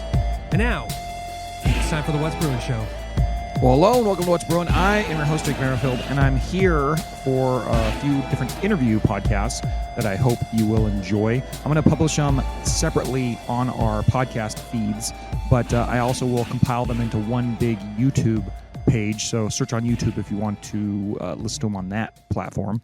But it's What's Bruin Show on the What's Bruin Show Network, on Twitter, Instagram, Threads at What's Bruin Show. Email is whatsbruinshow@gmail.com. The Substack is whatsbruin.substack.com for just a couple bucks a month, a little bit more than that. $2. Or $30 a year, or also on the Patreon for $2 a month. $2. At patreon.com/whatsbruinshow or just whatsbruinshow.com. Thank you very much for your support and subscribing. You can get WBSN merch on a My Locker site. Look down in the show notes. And, of course, you can call the hotline, 805-399-4WBS, Second Reign of Troy. And they are one of the interviews that I did do. So if you're just listening to this right now, there's going to be a series of interviews going out on the feed the next couple of days. I'm going to republish Mike's interview with Oregon radio host Steve Tannen. I'll put the themes on there so it's proper. And so if you didn't listen to that already, it'll pop up in the feed again. My apologies to you if you did listen to it, but, oh well.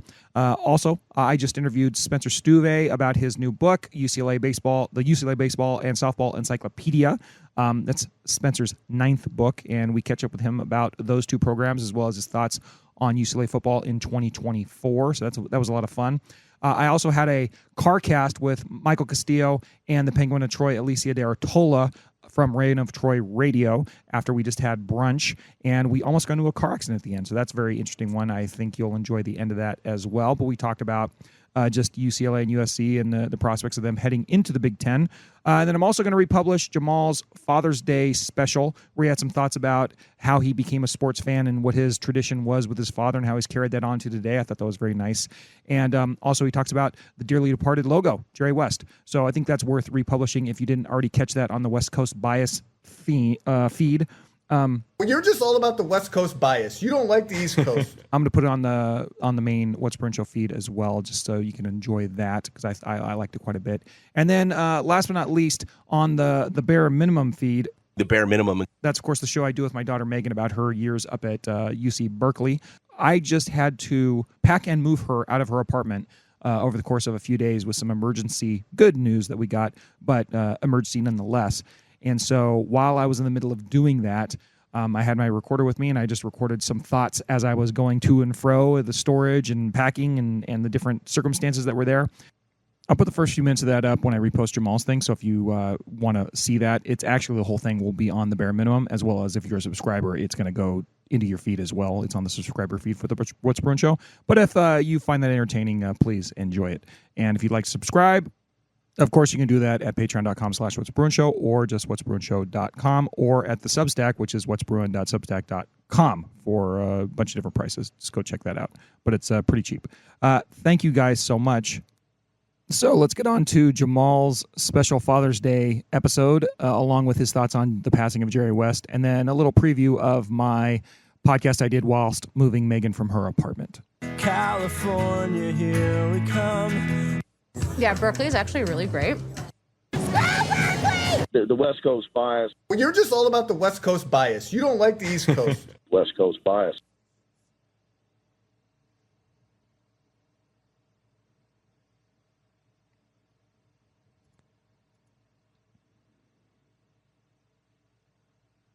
I hope you enjoyed that. I really did. Thank you, Jamaal. And now I'm going to give you a few minutes of my moving CARCast. And I don't mean moving like emotionally moving. I mean like literally I was moving Megan out of her apartment at Berkeley. So here's 5-10 minutes of that for you. If you do want to listen to the whole thing, it is on the subscriber only feed, available at patreon.com/whatsbruinshow or whatsbruinshow.com for just a couple bucks. $2.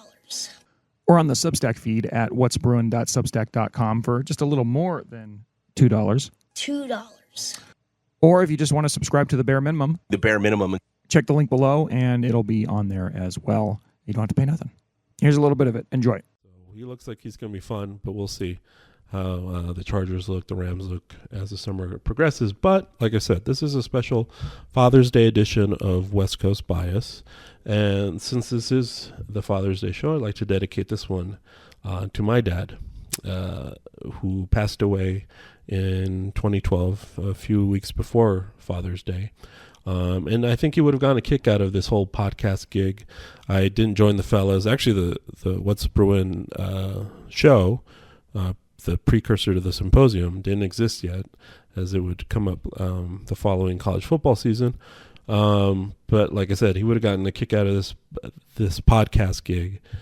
He raised me on sports and sports talk radio, so he probably would have thought it was cool that from my home here now in southern Arizona, I can create and broadcast sports content to whoever wants to indulge my sports love, hate, and wackiness. So I want to tell you a story, which is just, it's funny, it's emblematic of my father's love of sports and just kind of one of my first sports memories. But, you know, I think when it comes to fathers and sons and daughters as well, but fathers and sons, for sure, there's always this sort of relationship that's kind of tacit, at least in America and probably at some other countries. You know, I'm sure in the UK, Ireland, places like that, Western countries, there is this tacit relationship that fathers and sons have that revolve around sports. Whether some of us can play them, whether we can't, there's sort of this,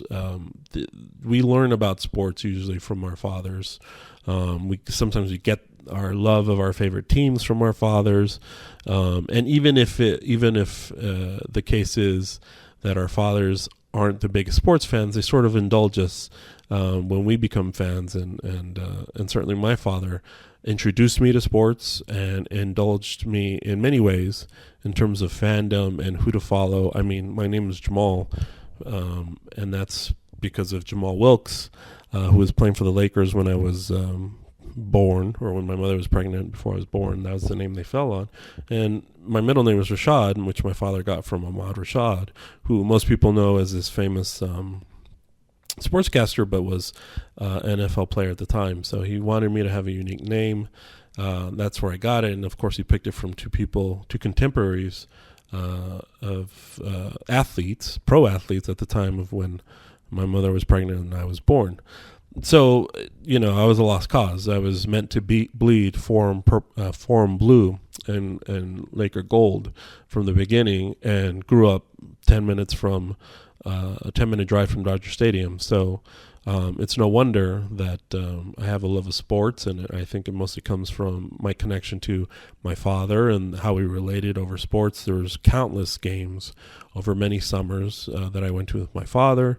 As a kid, as a teenager, as a young adult, as an adult, as a father myself, I had those opportunities to be a fan, and a lot of it comes from my dad. So I just did want to tell this story I was thinking about it. It would have taken place not too long, almost exactly around this time, because it's a story from the 1987 NBA Finals. It's one of my favorite and earliest sports memories that I have of not only my father and of being a Lakers fan. So it was Game 6, so it's June of 1987. It's Game 6. The Lakers have a 3-2 lead. It's a Sunday, so I almost want to say I wonder if it was around Father's Day or probably a week before or after. And the Lakers were home. They were at the Forum, the 2-3-2 format in those days. So they were home. They had Game 6 and Game 7 if needed. For just a quick recap, the Lakers were the best team in the NBA that year. Their best record since the 1972 championship year, regular season record. They had the best record in basketball. Magic Johnson was the MVP. Michael Cooper won Defensive Player of the Year. They were hitting on all cylinders. I believe they only needed 3 games to get to... they might have only lost 1 game before they got to the NBA Finals. And on this other side was the defending champion Boston Celtics, who were the best in the East, but weren't the same as the year before when they had their best season in years because of injuries. Bill Walton, who I talked about on the last podcast, had gone to the Celtics the year before, was their 6th man. He missed, I believe, almost all of the season except for the last 10 games of the regular season. McHale was bothered by a fracture in his foot. Guys were older. Parrish was a year older. Larry Bird was a year older. His chronic back problems were starting, that kind of thing, right? So that's who the Lakers are facing in these finals. They waxed them in the first 2 games. I mean, really running them out of the Forum. They had home court advantage for the first time in their series because, remember, in '84, they didn't have home court advantage, lost Game 7. They didn't have home court advantage in the '85 finals, but they were able to win in Game 6, famously on the parquet floor, their first championship over the Celtics. So in this series, they finally had home court advantage. They were running them out of the park, out of the arena in the first 2 games, 2-0. They go to Boston. They lose the third game. It's close, but they lose. And Game 4, they're losing. They have to make a comeback. And then that's a famous Magic Johnson baby skyhook game. And then Larry Bird misses a game-winning 3-pointer. And if you watch the video, you can see a young Bill Simmons watching in disbelief of Bird missing an open 3 and losing the game, giving the Lakers a 3-1 advantage. They lose Game 6 kind of in a walk. Wasn't as close, and now they've come home to Game 6 at home. So in my house, my father says, this is it. This is over. Series is over. The Lakers are going to win Game 6. They're going to win Game 6 running away. They're going to win another NBA championship. Let's get ready. It's Sunday. I got to stay home from church, which never happened back then, because I was helping. He said I could help him out. So my father set up his barbecue and was going to do ribs. He would do ribs and some side, usually like a dirty rice or a mashed potato, something like that. So it was going to be a ribs day. It was going to be barbecue day. We were going to eat. He was grilling before the game. Let's just say that the game was a 1:00 game on the West Coast, probably a 4:00 game on the East Coast, or maybe a 2:00 game. But you understand, right? It's a Sunday.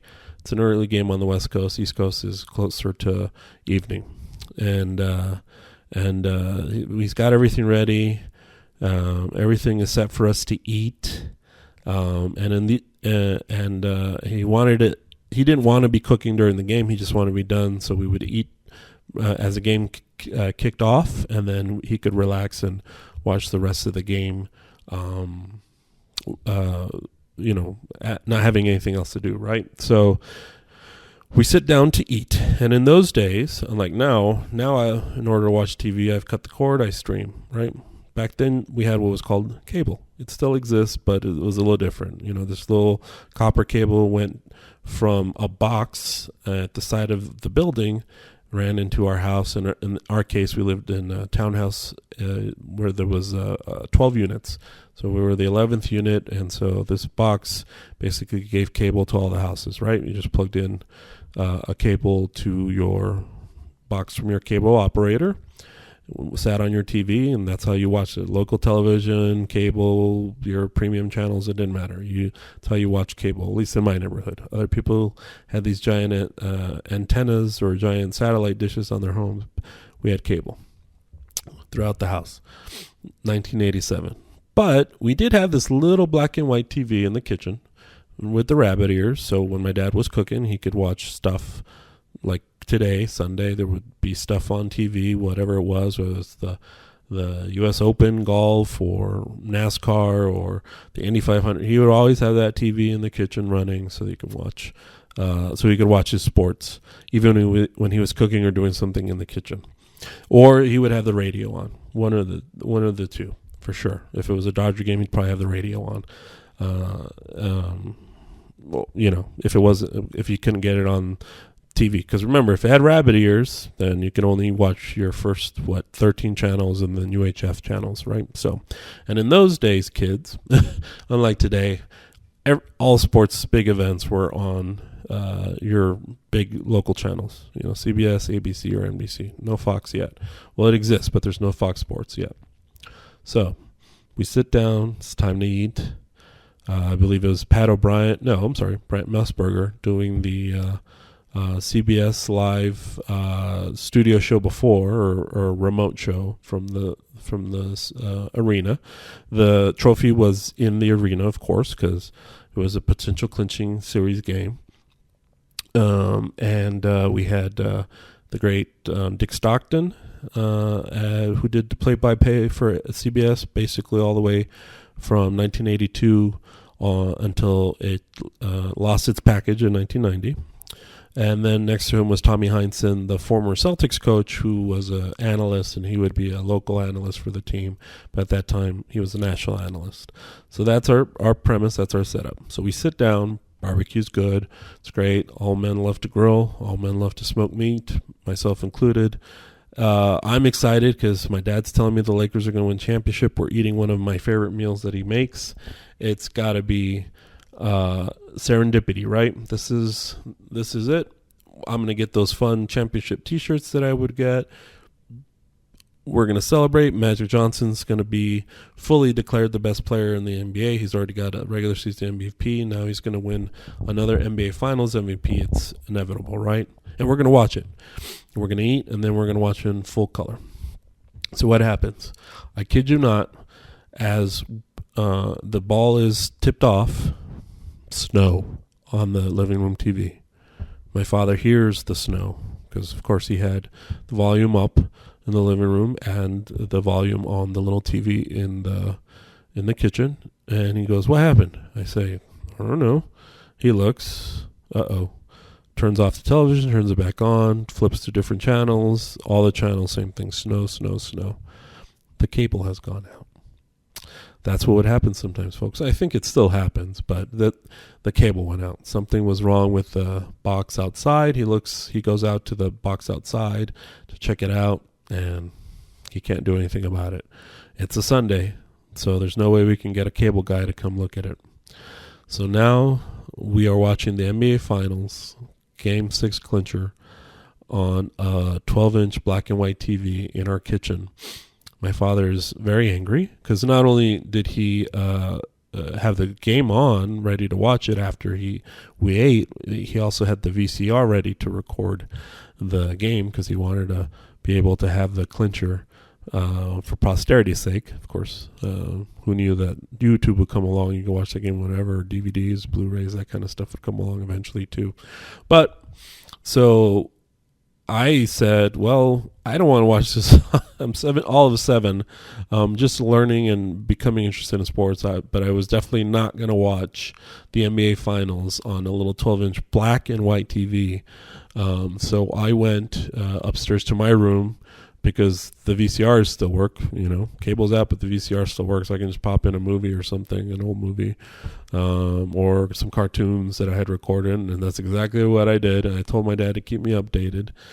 And he would give me a play-by-play. I think the Celtics were leading at the half, and it wasn't bleak, but it was neck and neck. And then, of course, the third quarter, the Lakers just blew the barn doors off the Celtics, and there was never a doubt. And little by little, the game is ending. My father's, all right, you got to come downstairs. You got to watch this ending because they're going to clinch the championship. And lo and behold, I come downstairs. We're watching the game ending. Famously, Kareem, at 40 years old, scored 30 points. I believe he became, and might still be, the only 40-year-old to score 30 points in an NBA Finals game. And Magic throws the ball up in the air, and everybody runs off the court. And what happens? As soon as the game ended, boom, all the TVs work again. So unfortunately, my dad didn't get to record Game 6 of the NBA Finals. He could care less. The Lakers were clinched the championship. They beat the Celtics and pretty much went ahead of them for the decade. That was their fourth title. They'd win another one the next year and win 5 for the decade, be declared the team of the 80s. But it's one of my favorite and earliest memories of sports, and that love that my father had to want to have me be invested in them and to be a part of it. And we kind of had a tradition at that point when I was small that every time something big was going to happen, no matter what, he would have me come down from my room to watch the end with him, or whatever it was, a clinching title game, that kind of thing.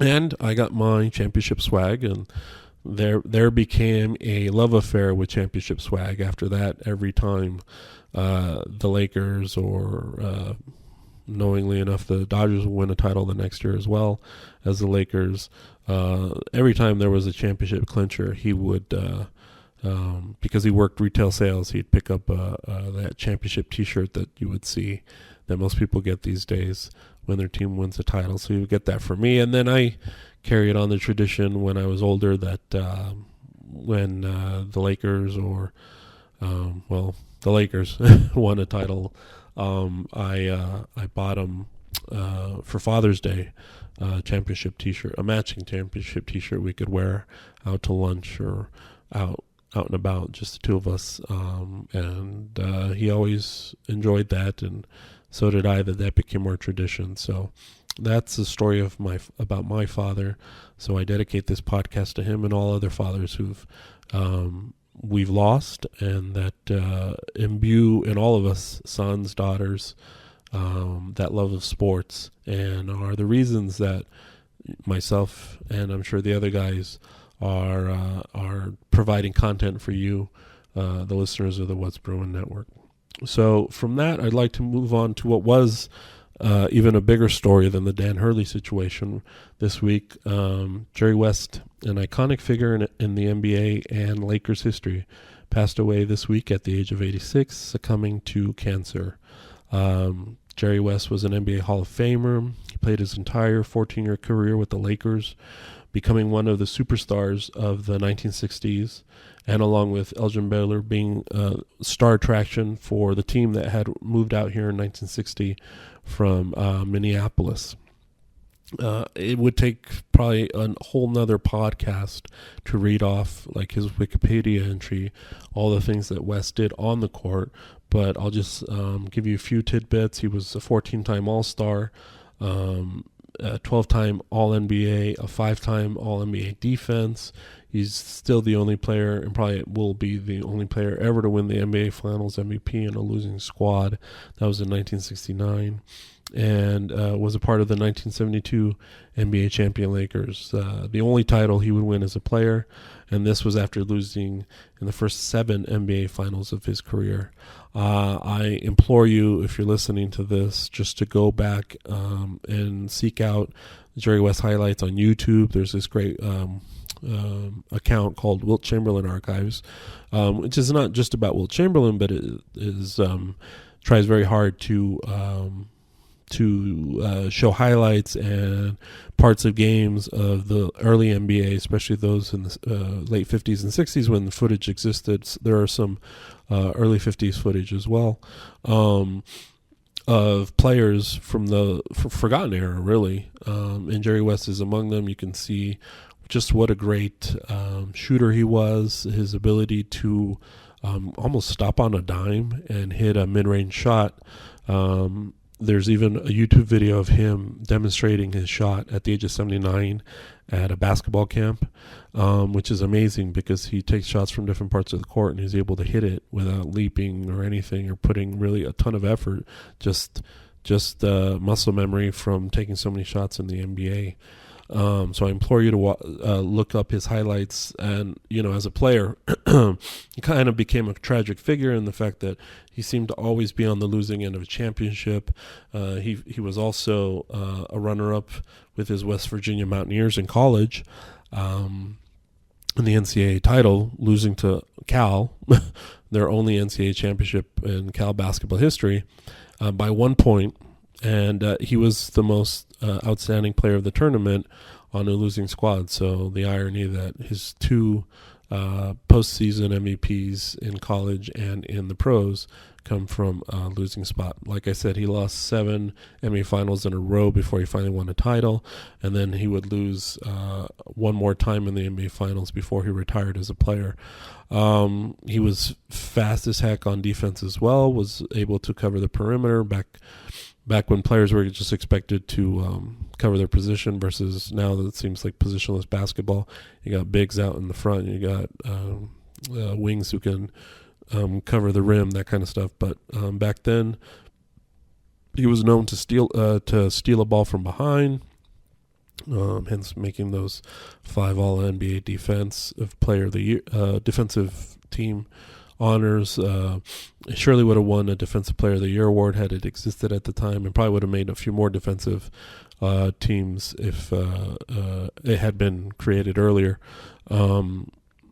He was also known as Mr. Clutch, hitting big-time shots, buzzer beaters.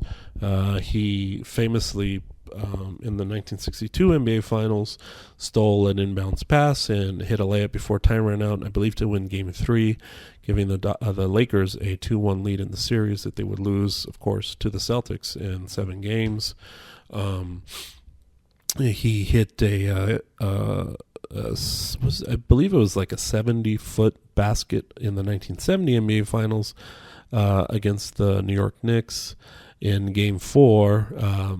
Today would have counted as a three-pointer. Back then there wasn't a three-pointer, so it was only a tying shot, and they ended up losing the game winner and losing the series in 7 games. So, again, Mr. Clutch, but seemingly in these tragic in the sense of sporting moments, to hit big shots like that and not ultimately be the champion of that year. So, but it's not a surprise that the 1972 Lakers, which were not thought of to be a contender, the Knicks were a big-time championship team that beat the Lakers in 70.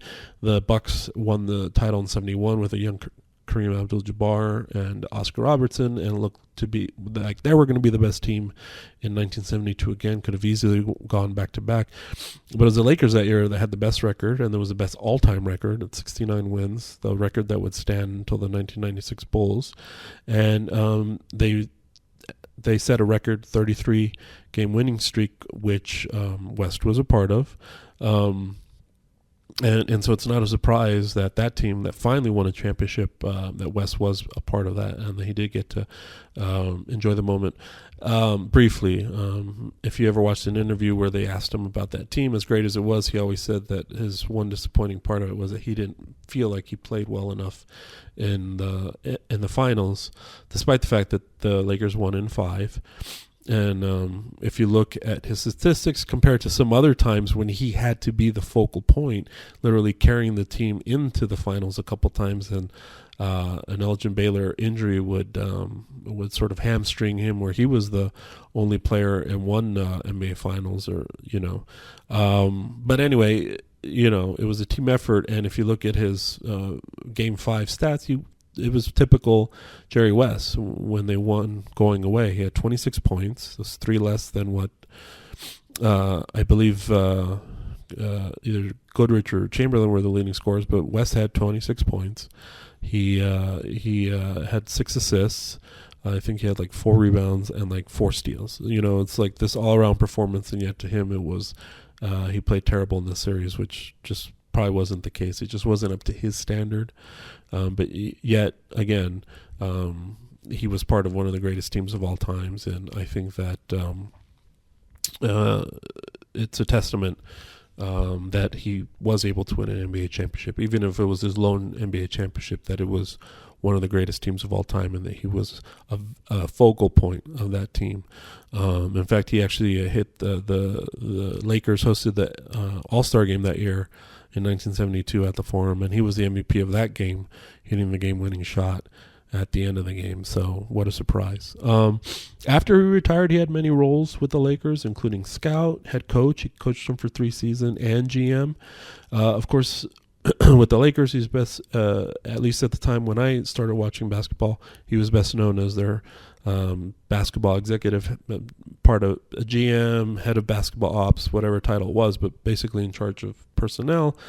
And he was part of the front office that built 2 Laker dynasties, the Showtime 1980s Lakers. He wasn't the GM right away after he quit coaching. In that first season where Magic Johnson was a rookie, that started the Showtime dynasty, but by 1983 he had taken over the GM role and drafted guys like Worthy, traded for Byron Scott, drafted AC Green, basically built and put together, along with Kareem and Magic, the teams that won those 3 championships at the end of the 80s that cemented the Lakers as the team of the decade. And he did a great job of putting together a competitive team, those Lake Show teams of the 90s, drafting Nick Van Exel in the 2nd round, who would become an all-star, drafting Eddie Jones, who would become an all-star, bringing Vlade Divac from Yugoslavia at the time as the focal point and center, kind of ushering in the movement towards Euro players coming to the NBA, or at least certainly prominent players.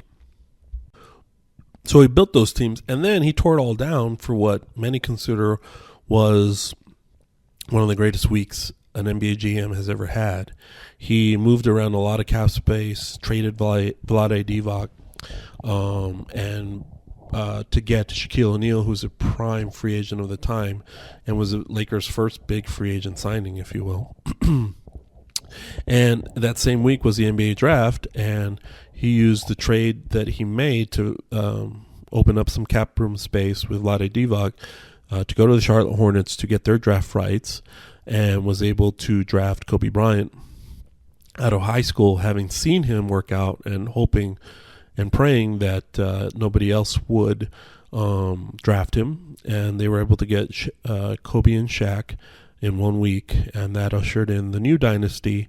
Of course, he wouldn't be around for all the three-peat titles, but he did also pick up Robert Horry after he'd been essentially kicked off of the Suns for fighting with Coach Danny Ainge. He convinced Rick Fox to come to the Lakers. He drafted Derek Fisher in the same draft as Kobe Bryant, and picked up other pieces, trading for Glenn Rice, bringing Brian Shaw as a veteran to the Lakers in 2000 that kicked off the dynasty. But basically, helping build that roster, the 2000 roster, hiring Phil Jackson, those kind of things that ushered in the three-peat team of the early 2000s. After that first championship, he had moved on, but still he's considered the architect of that group of players as well. So even after West left the Lakers front office, he continued to have success as an executive. He led the Memphis Grizzlies front office, drafted Pau Gasol, and turned them into from a perennial laughingstock to a contender, bringing back Hubie Brown to coach.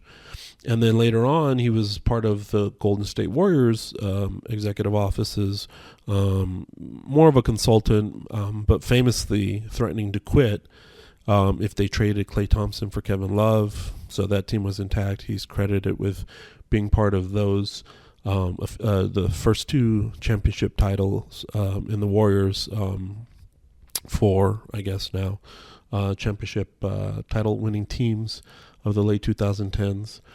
So in all, as an executive with the Lakers and the Warriors, West is credited with 8 NBA titles. The irony being that never being on the best team, always losing 8 times as a player, only winning once, but then as an executive building these 2 great teams and being credited with being part of 8 NBA titles.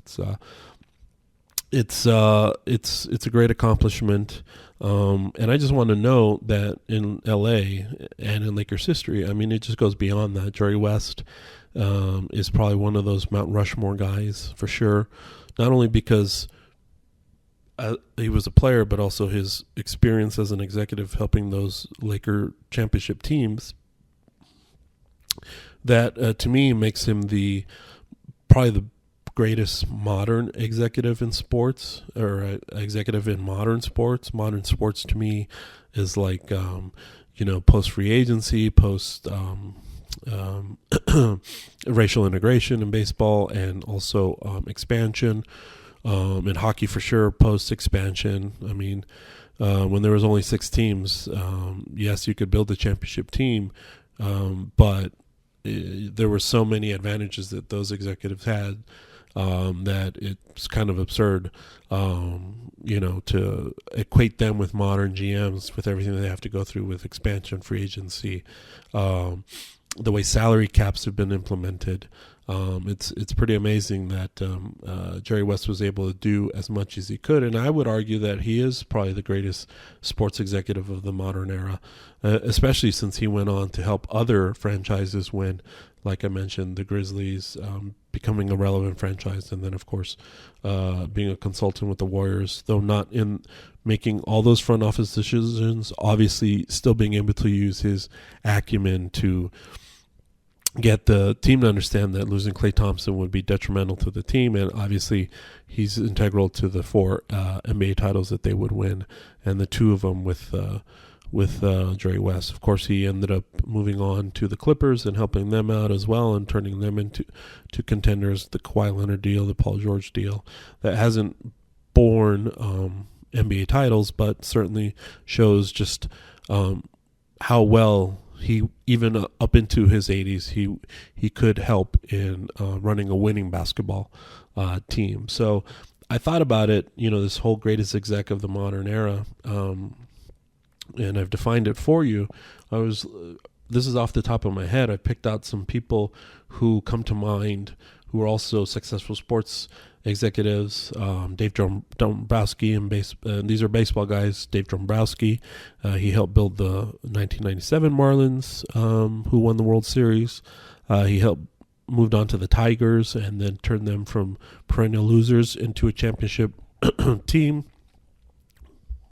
Though they didn't win a World Series, he did help them become perennial contenders and go to 2 World Series. And then he moved on from there and went to the Red Sox. That while he wasn't part of some of the master building, he did make a lot of shrewd moves going into their 2018 season, where they became one of the best teams, transitioned out of the Dave Ortiz era, and was able to win another World Series with them. And then after that, moved on to the Philadelphia Phillies, and was able to again build them into a winning team again after decades of missing the postseason. They've gone to a World Series and an NLCS in the last couple of years. So certainly he fits into the Jerry West mold in sort of navigating, going from the 1997 Marlins all the way up to today. That's almost 30 years of being in baseball and building championship winning teams. There's Theo Epstein, who famously helped the Red Sox win the World Series, not 1 but 2, and then also helped the Cubs win a World Series, breaking 2 very long droughts, but also ushering in this sort of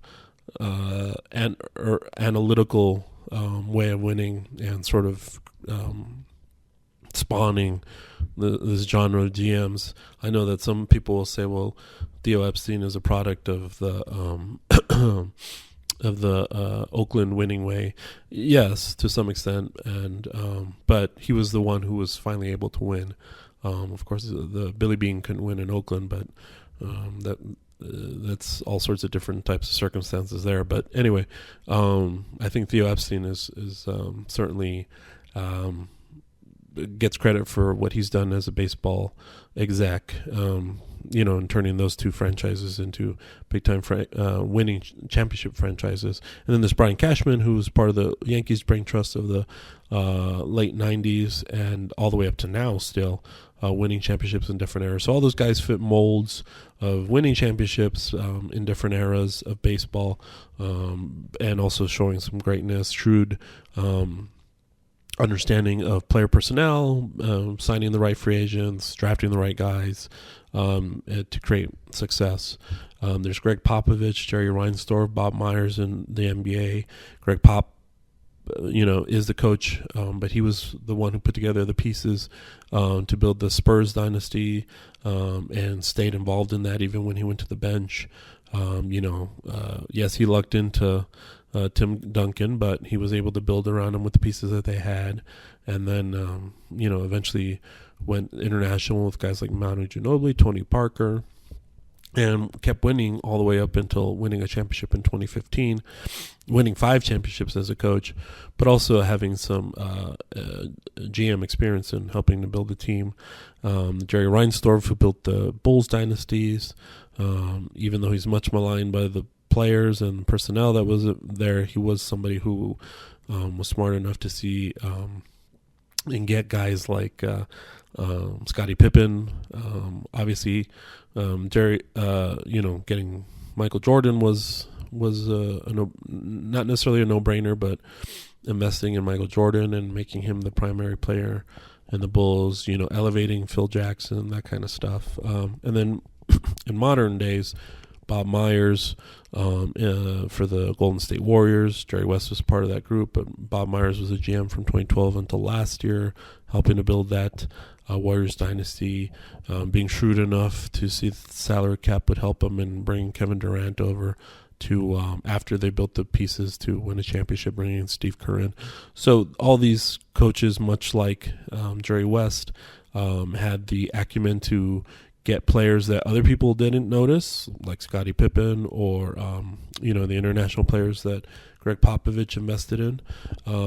Bob Myers getting guys like Draymond Green, who was great with Michigan State, but then who would have thought that he would be the center or a focal point of the offense that they built. Finding great players in different places and having them brought together to gel. That's a testament to Jerry West as well. And then hockey, I just threw in guys like Lou Lamoriello and Ken Holland. Again, guys who've built winning teams over a long time. Ken Holland being shrewd enough to be part of the front office in Detroit for the Red Wings that brought over Russian players, putting teams together like that. Lou Lamoriello, sort of never standing pat and, famously firing coaches. But the guys that he replaced with were the ones that won him championships, and all of these guys have something that Jerry West possessed. But the one difference is none of them were NBA players, none of them were Hall of Fame NBA players, or none of them were Hall of Fame players in their own sports. Certainly, guys like Theo Epstein, Brian Cashman never played baseball anywhere past the collegiate level, maybe even the high school level. You know what I mean? It's amazing that a Hall of Fame basketball player as great as Jerry West was able to,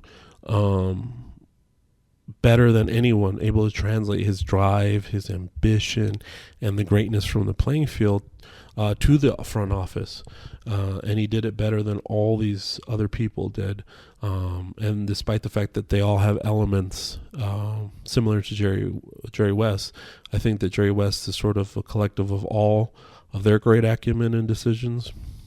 And that's why he's the greatest modern day exec, far beyond anybody else. And I think it's going to be hard. Again, it's going to be hard for anybody to top his accomplishments with the Lakers and just what he meant to that Warriors dynasty. And again, like drafting somebody like Pau Gasol, who's an NBA Hall of Famer, all those came from the mind of Jerry West, the executive.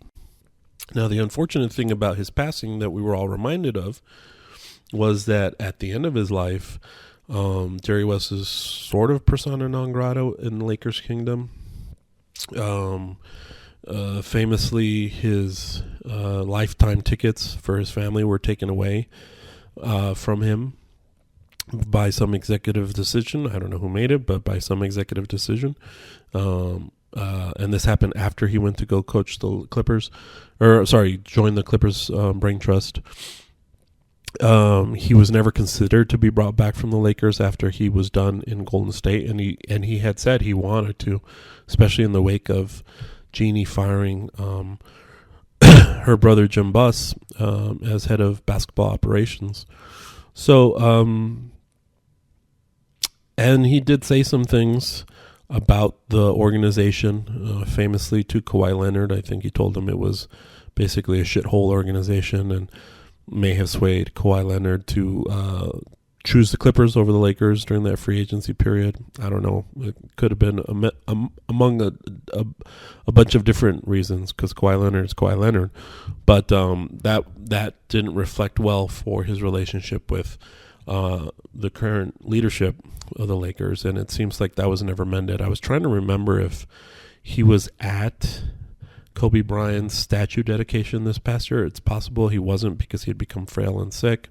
But he still was in the fold, I think. I mean, he spoke highly of Kobe when he tragically died. There's pictures of him with the other Lakers that were picked for the 75 NBA anniversary team. So he may have been still connected to the individuals who represented the Lakers, guys like James Worthy, Kareem, Magic Johnson, Shaq, guys like that. But certainly with the organization, he wasn't considered a presence. When he passed away, on social media, there was just this brief kind of note card size statement from the team that angered some people. And regardless of whether they meant to slight him, I don't think they did. I just think they put out, just a small statement. Again, not part of his life at the end.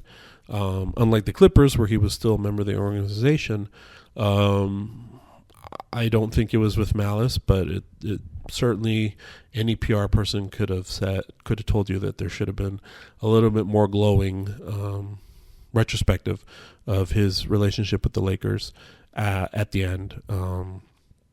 And certainly in the way they felt about his passing, just so that the organization didn't look petty. But what can you do? People are people. I don't believe, again, that whoever made those decisions was trying to be malice.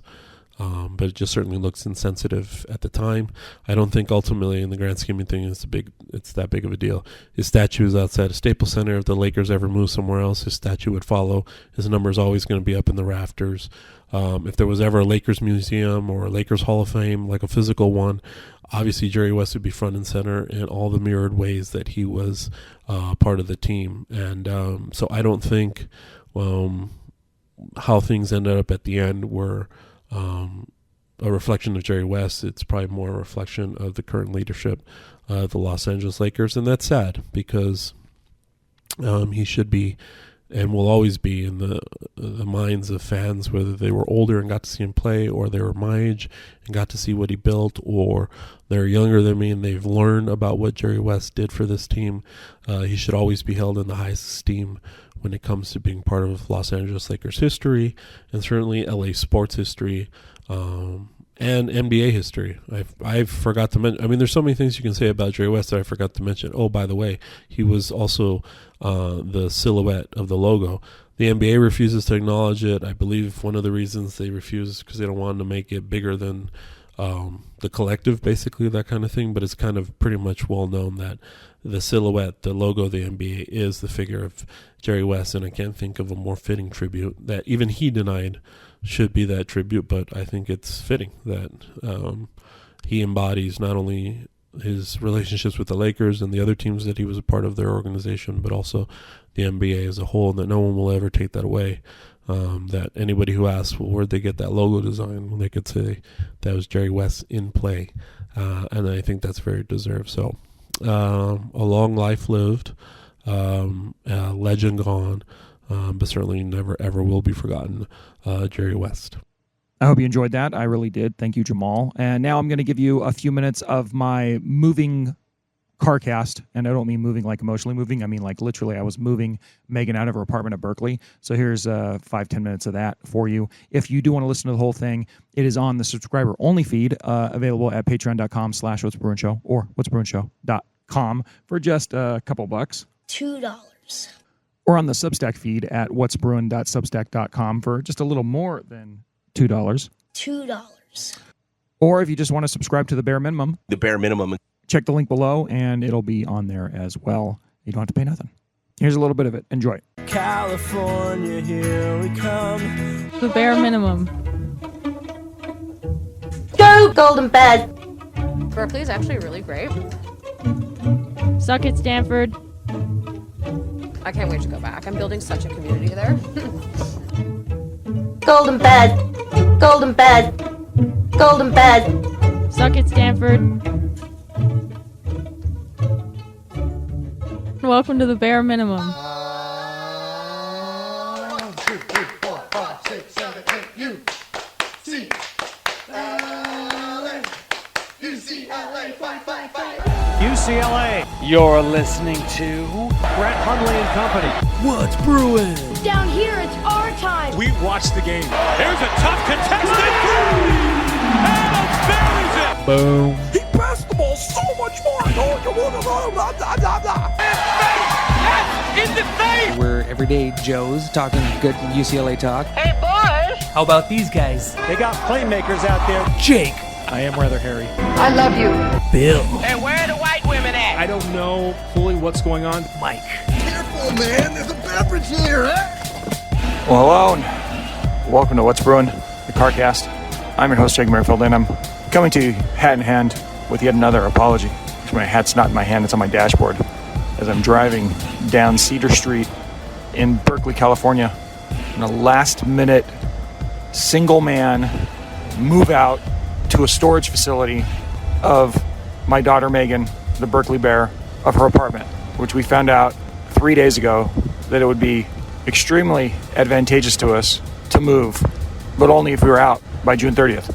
But before I get to that, I was planning on coming back from my vacation in Canada, getting the soundboard back in working order so that I could conduct a bunch of fun interviews that I was planning on tracking down to talk about UCLA, going into the Big Ten, maybe find some beat writers from out there in Big Ten country or something, and also just get back to work with my good buddy Mike and all that. Instead, we're having a Twitter fight with the What's Bruin account over the Lakers of all things. And also, I was going to do, probably still am, just a series on my trip to Canada, and I'll throw that up here on the subscriber-only feed. And if you guys love that or hate that or just kind of meh, let me know. We went to the UK back in 2016. Sarah and I did a podcast about our trip to the UK. I have to dig that up and see how that sounds. That's the last time we were on such an extended trip out of the country, certainly.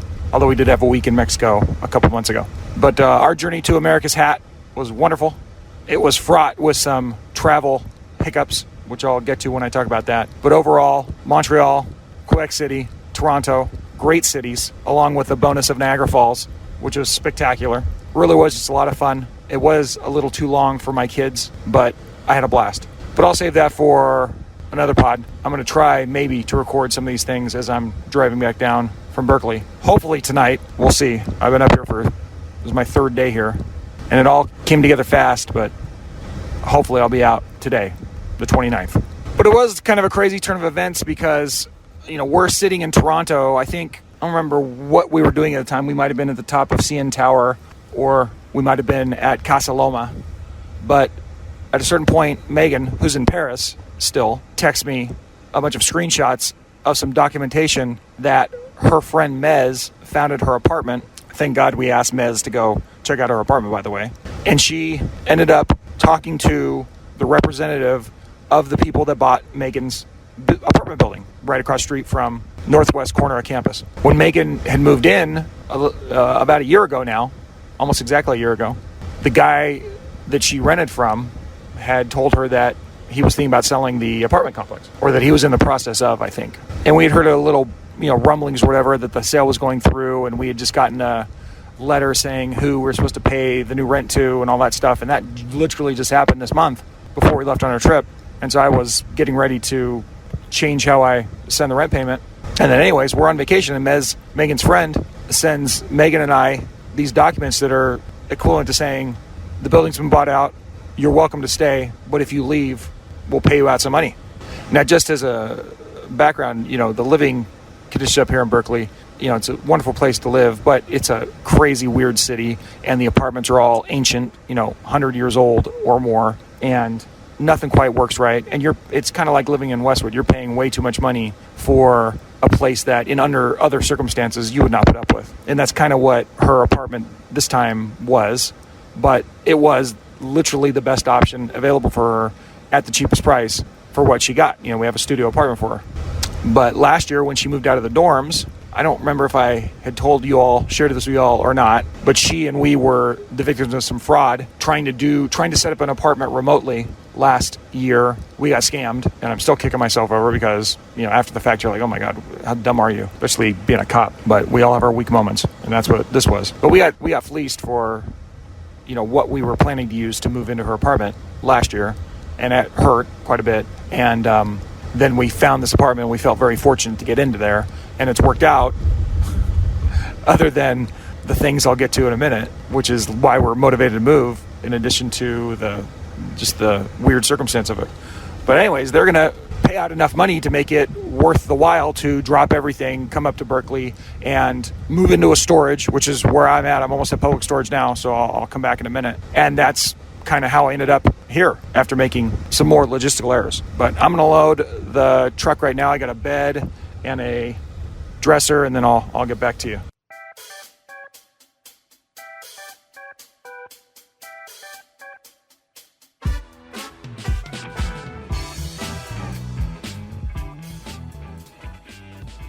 Okay, so once again, if you would like to hear the rest of that, go to the Bare Minimum podcast feed. You can see the link here in the show notes down towards the bottom, I believe, or subscribe to the What's Bruin Show Patreon or to the Substack, and it'll be in your feed automatically. So thank you very much, you guys. We have more planned here in July and heading into the football season, but we were off for a few weeks, but here's a whole bunch of What's Bruin Show stuff for you, both UCLA related and just, WBSN universe related. Thank you, and go Bruins. Good evening. Smoke 'em if you got 'em. That was the What's Bruin Show. Try us tomorrow. Same bat time, same bat channel. It's gotta be in or out, Mom. In or out. Well, I need the door closed. Thank you for your cooperation. Dude, Rob, we play some ball on the West Coast. The final word is boob.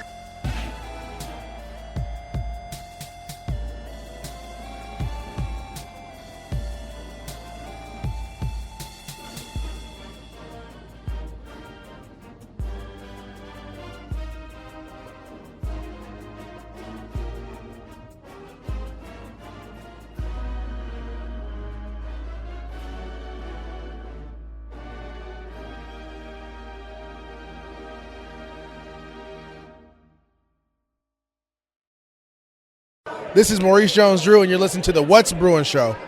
California, here we come. The bare minimum. Go, Golden Bed. Berkeley is actually really great. Suck it, Stanford. I can't wait to go back. I'm building such a community there. Golden Bed. Golden Bed. Golden Bed. Suck it, Stanford. Welcome to the bare minimum. 1, 2, 3, 4, 5, 6, 7, 8, UCLA, fight, fight, fight. UCLA, you're listening to Brett Hundley and Company. What's Bruin? Down here, it's our time. We watched the game. Here's a tough contested three. Adams buries it. Boom. He passed the ball so much more. Oh, you want to run. Blah, blah, blah, blah. It's in the face! We're everyday Joes talking good UCLA talk. Hey, boys! How about these guys? They got playmakers out there. Jake. I am rather hairy. I love you. Bill. Hey, where are the white women at? I don't know fully what's going on. Mike. Careful, man. There's a beverage here, huh? Well, hello, and welcome to What's Bruin, the CARCast. I'm your host, Jake Merrifield, and I'm coming to you hat in hand with yet another apology. My hat's not in my hand, it's on my dashboard. As I'm driving down Cedar Street in Berkeley, California, in a last-minute, single-man move out to a storage facility of my daughter Megan, the Berkeley Bear, of her apartment, which we found out 3 days ago that it would be extremely advantageous to us to move, but only if we were out by June 30th. But before I get to that, I was planning on coming back from my vacation in Canada, getting the soundboard back in working order so that I could conduct a bunch of fun interviews that I was planning on tracking down to talk about UCLA going into the Big Ten, maybe find some beat writers from out there in Big Ten country or something, and also just get back to work with my good buddy Mike and all that. Instead, we're having a Twitter fight with the What's Bruin account over the Lakers of all things. And also, I was going to do, probably still am, just a series on my trip to Canada, and I'll throw that up here on the subscriber-only feed. And if you guys love that or hate that or just kind of meh, let me know. When we went to the UK back in 2016, Sarah and I did a podcast about our trip to the UK. I have to dig that up and see how that sounds. That's the last time we were on such an extended trip out of the country, certainly. Although we did have a week in Mexico a couple months ago. But our journey to America's Hat was wonderful. It was fraught with some travel hiccups, which I'll get to when I talk about that. But overall, Montreal, Quebec City, Toronto, great cities, along with the bonus of Niagara Falls, which was spectacular. Really was just a lot of fun. It was a little too long for my kids, but I had a blast. But I'll save that for another pod. I'm going to try maybe to record some of these things as I'm driving back down from Berkeley. Hopefully tonight. We'll see. I've been up here this is my third day here, and it all came together fast, but hopefully I'll be out today, the 29th. But it was kind of a crazy turn of events because, we're sitting in Toronto. I don't remember what we were doing at the time. We might have been at the top of CN Tower, or we might have been at Casa Loma. But at a certain point, Megan, who's in Paris still, texts me a bunch of screenshots of some documentation that her friend Mez found at her apartment. Thank God we asked Mez to go check out her apartment, by the way. And she ended up talking to the representative of the people that bought Megan's apartment building right across the street from northwest corner of campus. When Megan had moved in about a year ago now, almost exactly a year ago, the guy that she rented from had told her that he was thinking about selling the apartment complex, or that he was in the process of, I think. And we had heard a little, rumblings or whatever that the sale was going through, and we had just gotten a letter saying who we're supposed to pay the new rent to and all that stuff. And that literally just happened this month before we left on our trip. And so I was getting ready to change how I send the rent payment. And then anyways, we're on vacation, and Megan's friend, sends Megan and I these documents that are equivalent to saying the building's been bought out, you're welcome to stay, but if you leave, we'll pay you out some money. Now, just as a background, the living conditions up here in Berkeley, it's a wonderful place to live, but it's a crazy, weird city, and the apartments are all ancient, 100 years old or more, and nothing quite works right. And it's kind of like living in Westwood. You're paying way too much money for a place that under other circumstances you would not put up with. And that's kind of what her apartment this time was, but it was literally the best option available for her at the cheapest price for what she got. We have a studio apartment for her. But last year when she moved out of the dorms, I don't remember if I had shared this with you all or not, but she and we were the victims of some fraud trying to set up an apartment remotely last year. We got scammed, and I'm still kicking myself over because, after the fact, you're like, oh my God, how dumb are you? Especially being a cop. But we all have our weak moments, and that's what this was. But we got fleeced for, what we were planning to use to move into her apartment last year, and it hurt quite a bit. And then we found this apartment, and we felt very fortunate to get into there. And it's worked out, other than the things I'll get to in a minute, which is why we're motivated to move, in addition to the weird circumstance of it. But anyways, they're going to pay out enough money to make it worth the while to drop everything, come up to Berkeley, and move into a storage, which is where I'm at. I'm almost at public storage now, so I'll come back in a minute. And that's kind of how I ended up here after making some more logistical errors. But I'm going to load the truck right now. I got a bed and a dresser, and then I'll get back to you.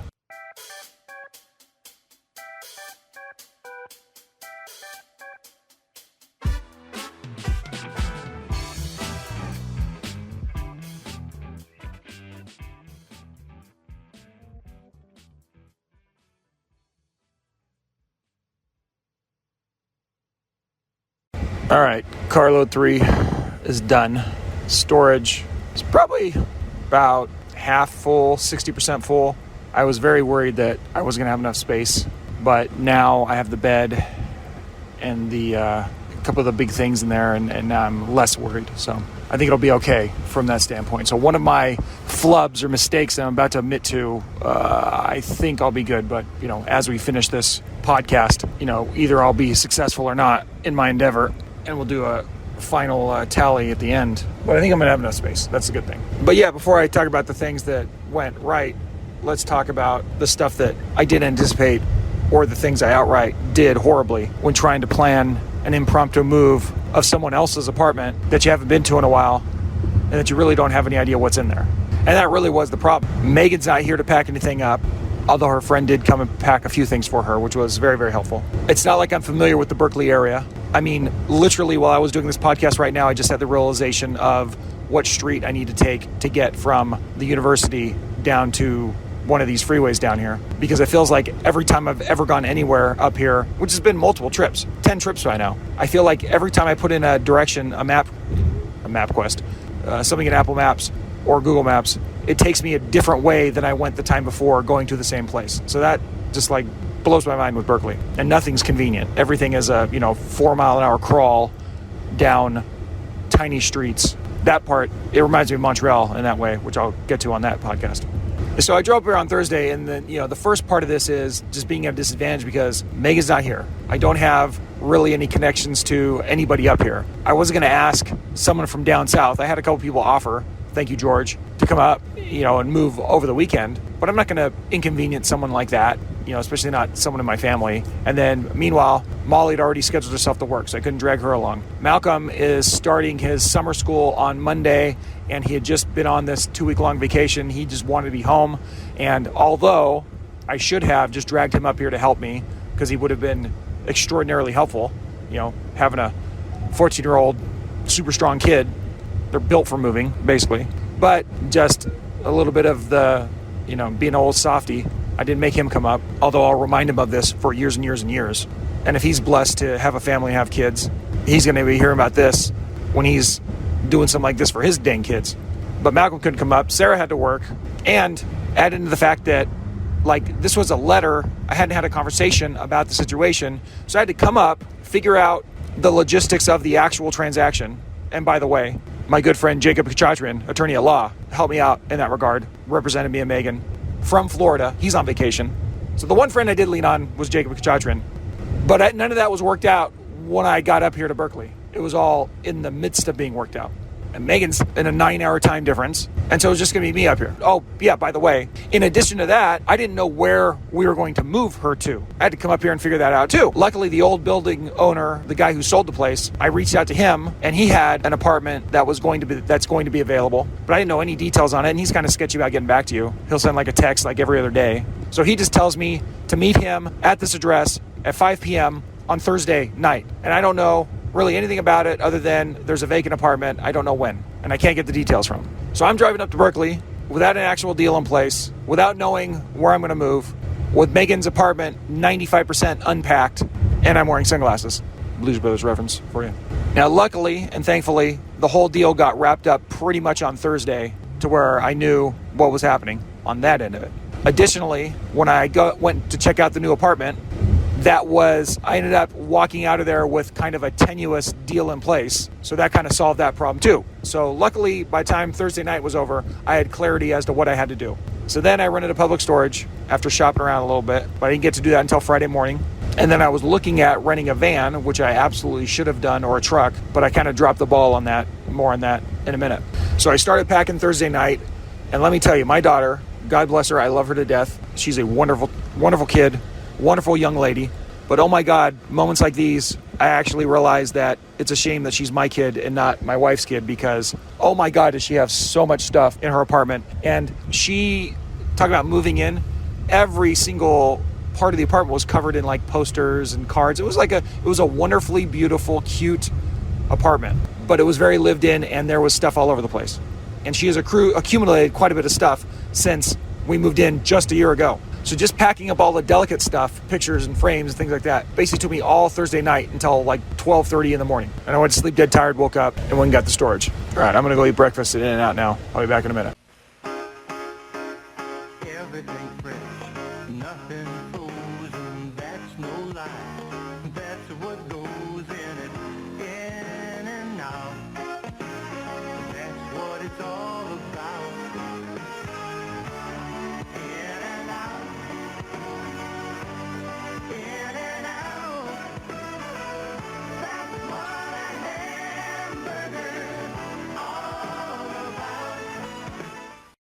All right, breakfast of champions out of the way, 3x3 at 11 a.m. I generally apologize for these rambling casts, but I'll apologize again, especially I'll be starting and stopping. But to get back to it, got everything sorted out logistically with the transaction and where I was moving, and started packing. But just being a one-man operation is weird. I've never had to do that before. And so just stuff you kind of take for granted. Like I was saying, I would have rented a truck, no-brainer, right off the bat, except for the fact that I'm by myself, so I had to go check out the rental place first to see if there was a place for me to park my car while I was using the truck, because I got no ride to get over there. I wasn't going to Uber or something. I mean, I guess I could have. But anywho, I kept driving by the rental place, but I wasn't exactly there, and I was busy doing other stuff, so I forgot to do that. And so by the time Friday night came around, I still hadn't rented the dang thing. I figured I'd just rent it Saturday morning. Turns out, big mistake, because everybody and their mother is moving. Apparently, I was talking to the public storage lady, and, you know, this makes sense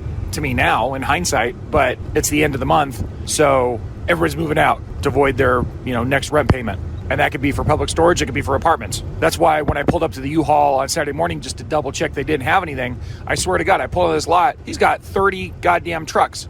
All of them accounted for, apparently. So, no dice there. That's probably the biggest mistake I made that's just like, oh my gosh, dummy, is I didn't rent the U-Haul truck, because I should have seen that one coming. So if this ends up dragging on another day, which I don't think it will, but like it's going to take me most of the day to do all of the moving, and then I still have to clean the apartment. So that could last. It's going to be because I didn't get the truck. The pace of it, though, actually is better for me on a one-man job, because if I had gotten the truck, I'm going to load everything all at once and then take it over there and unload everything all at once. And don't be wrong, that's a better way. It's a better method. It would have worked better. However, I'm bringing all this stuff down a flight of stairs to the car I'm loading it into. It's an SUV. And so by the time I do that enough times, I'm bringing down some relatively heavy, stuff, boxes and beds and stuff like that.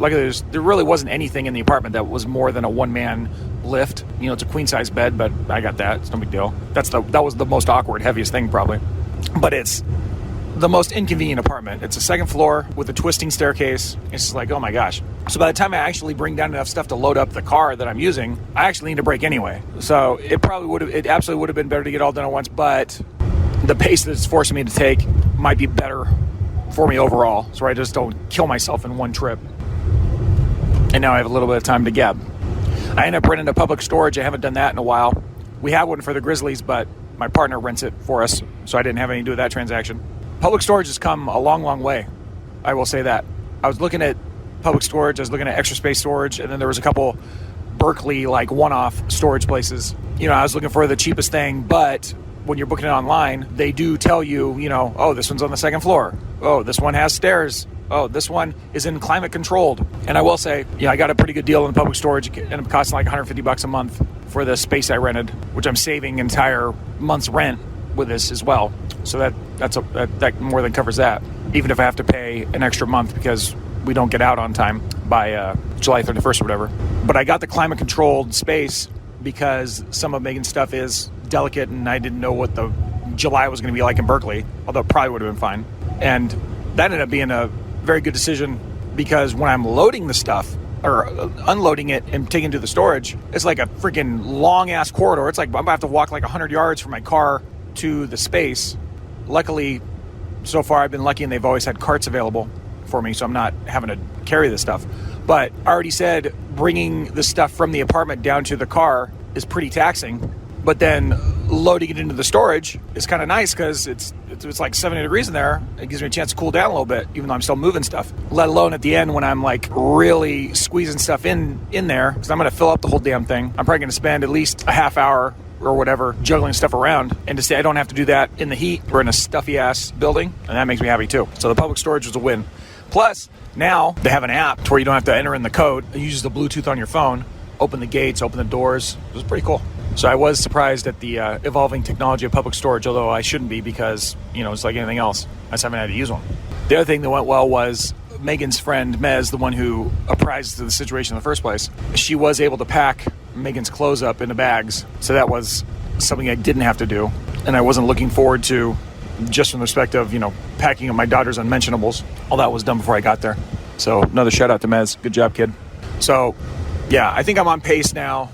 Hopefully to finish. I was planning on trying to be like cleaning the apartment by noon, and now it's already almost noon, and I still have a lot to load. So it's going to be another late Saturday or another late night, I think.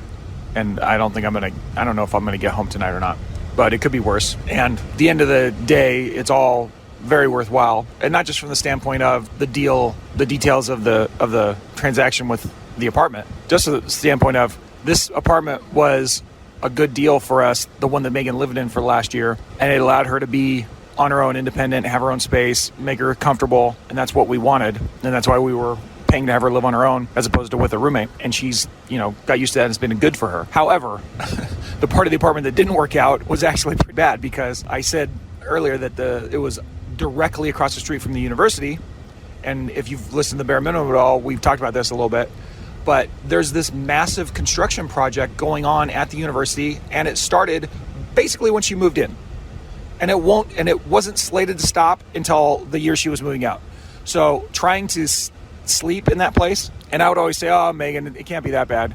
The 3 or 4 times I've slept in that apartment, unbelievably loud. And it's on a main drag on the university. So it's like, for not being on dorm row, I can't imagine a scenario in which you would live in a louder apartment with more noise going on. And by the way, the construction goes on Saturdays, starts like 6:30 in the morning.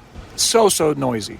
And then as far as like the apartment itself, everything sort of worked. The electricity was all old fashioned. Everything's 2-pronged outlets. We had to have something fixed right when she moved in, and they did fix it.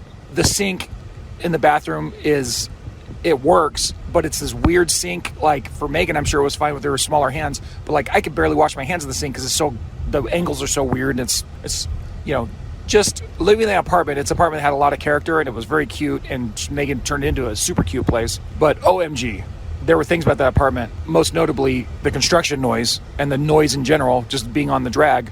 And it's just like, to have the opportunity to move turned out to be a very good thing, especially with the circumstances.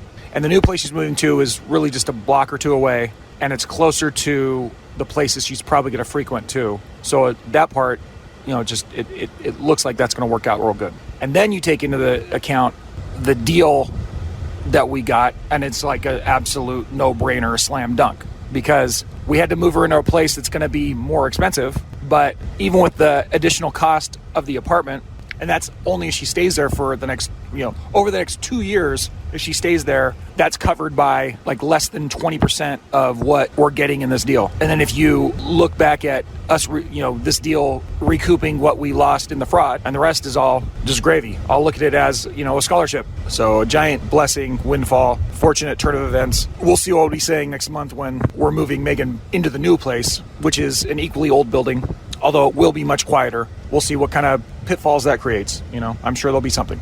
But I am almost back to the apartment now, and I'll check back in with a progress report when I'm done, just to say victory or not. And then I'll get around to doing my podcast on the vacation, and then I'll get around to doing some actual What's Bruin show stuff, because I don't know if any of you guys find this interesting at all. But whatever.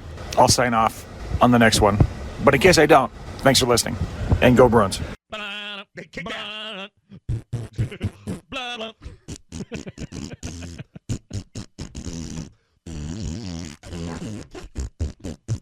Fight. Okay, it's almost 3. It's 2:40. I'll be back at the apartment at 3, and it's coming down to the wire. I really need to get it done in this last load, but the only thing I'm contending with is it's a bunch of awkward old shit, so we'll see. I think I'm fine, but I may have to end up bringing home like a lot of Megan's keepsake stuff if I can't cram it in there in the last little bit, so we'll see. But mostly I'm dealing with time. I've been lucky at the storage so far. There was a cart there for me, but there were these weird older ladies with a sinister dog doing a storage war, empty out on a space when I got there, and they apparently paid $800 for these movers to pull everything out, and a lot of it was junk. But every time I'd see one of the movers hop onto this big old giant truck they had, I'd hear something crash and shatter, and the ladies were not pleased. All right, wish me luck. Your entire life has prepared you to publicly fail. You're just failing to see that right now. Oh my God, my guys suck balls, you know it. If I suck balls, you are king of suck balls mountain. How bad is this? Be honest. Is this Windows Vista bad? It's not iPhone 4 bad, is it? Don't tell me this is Zune bad. I'm sorry. It's Apple Maps bad. Do you think girls like failures? Girls want someone with proven success. Have you won any awards? Like a Congressional Medal of Honor? Or a Nobel Peace Prize? What are your real estate holdings? Do you have a diversified portfolio? I lost my mojo. Well, I'm sorry, all right.